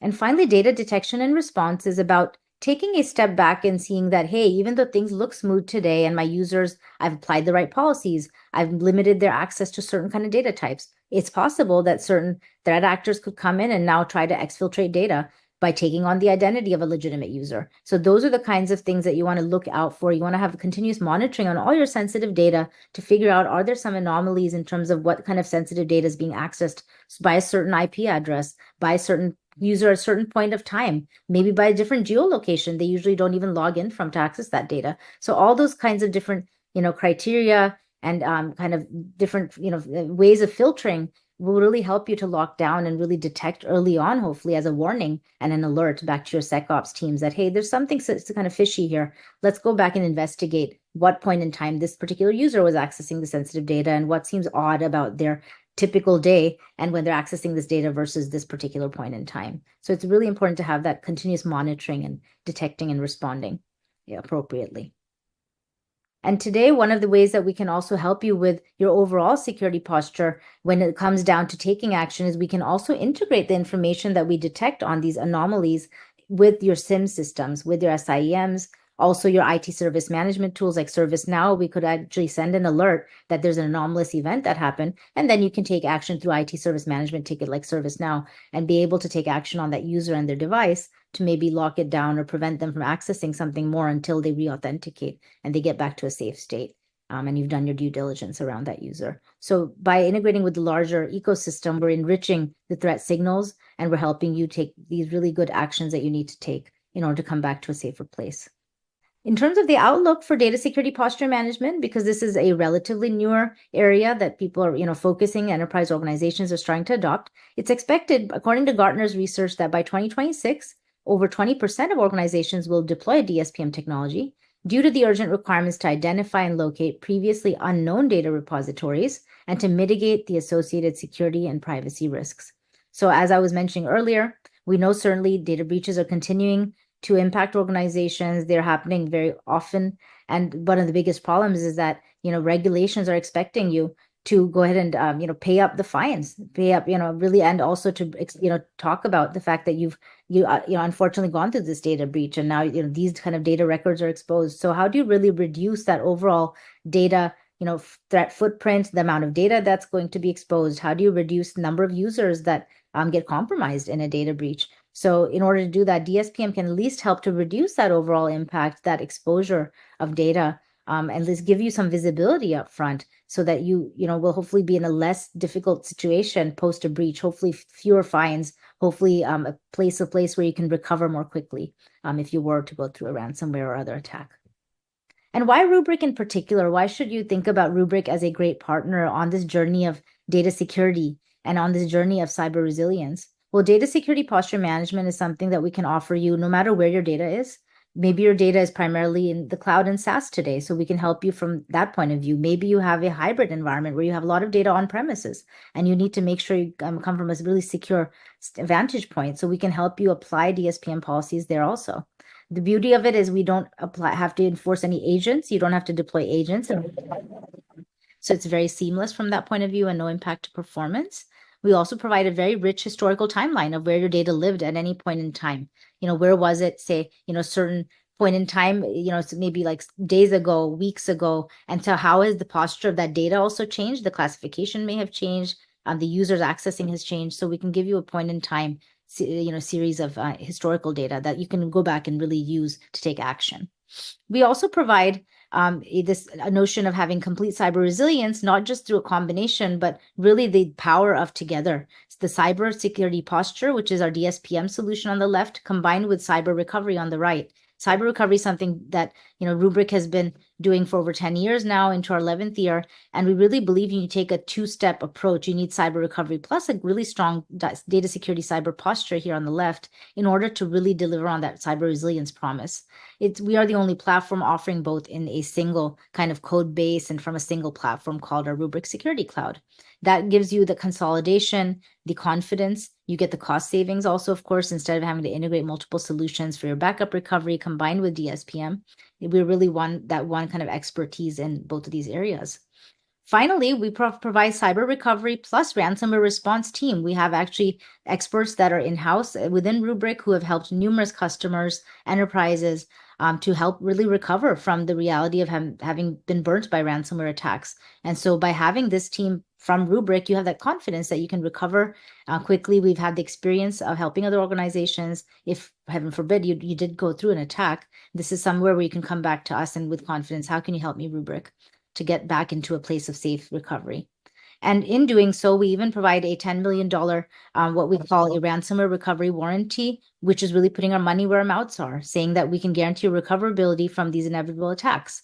We have a dedicated support team that's responsible for helping customers that have been hit by an attack. And we've had over 200 incidences to date. 100% of them have fully recovered, and 98% never even made the news. So we're really happy to say that we've been able to help real organizations with this really real problem of ransomware. So in a way, you're also getting to save the costs associated with doing a lot of the recovery work in-house and having to figure out all the nuances or having to rely on another firm to do this. So we really feel like we can provide a very holistic value with our combination of recovery plus DSPM.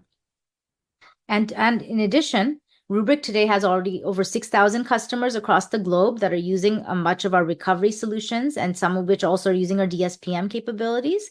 I'm going to talk about two of those today. The first customer is a global fintech company that had over 70 petabytes of data that they needed to discover, classify, and secure. They're very concerned about the risks associated with this data because it lived in various environments, specifically cloud, AWS, Azure, and Snowflake. And this posed risks and compliance challenges as well for them because they have very strict financial and fair lending regulations. With Rubrik DSPM in place, though, they found themselves to have greater visibility, in fact, 90% more data visibility versus their prior solution. And in the previous case, they even had to tell their solution where to look for sensitive data. So that was really a big missed opportunity because Rubrik could actually discover a lot more data than that solution could. Also, they do like that Rubrik's DSPM solution is adding an extra dimension as far as security monitoring, which is sensitivity of the assets that really gives them a chance to sort through what they should today versus having to wait for that for a future time. They're confident that with Rubrik in place, they're going to be more efficient when it comes to incident response in case they were attacked. The second customer is a publicly traded company called WalkMe. They were actually very concerned about publicly exposing any sensitive data. And so they had about 5 petabytes of data they needed to discover, classify, and secure with Rubrik. And they even replaced their legacy solution because it didn't actually cover off on all the environments that they had and where their data was stored. It was also a slow and difficult to use solution compared to Rubrik. Now they have a single data inventory of assets across AWS and their Google Cloud platform, including BigQuery. And they're really confident that now they're going to be able to be much faster. They can discover publicly exposed data earlier on, and they'll be able to quickly remediate by having Rubrik in place. If you want to learn more, you can also check out our website where both of these case studies are available. Thank you so much. Righty, thank you, thank you. Always great to have Rubrik back in the house. Seema, really great job there.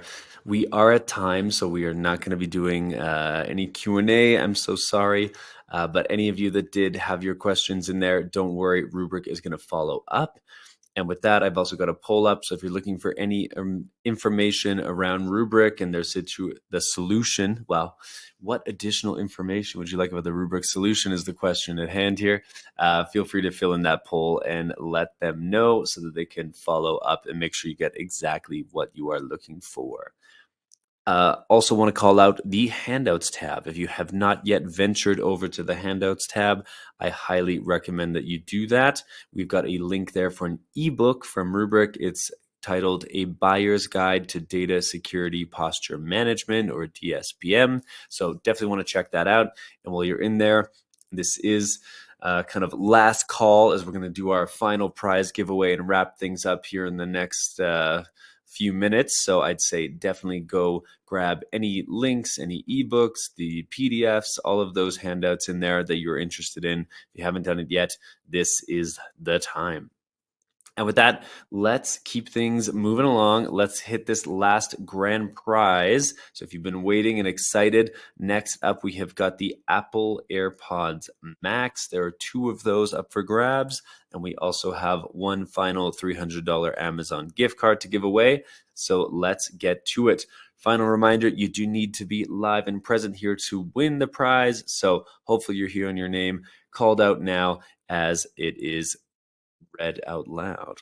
So our 4th and final $300 Amazon gift card is going out to Quinn McHale from Ohio.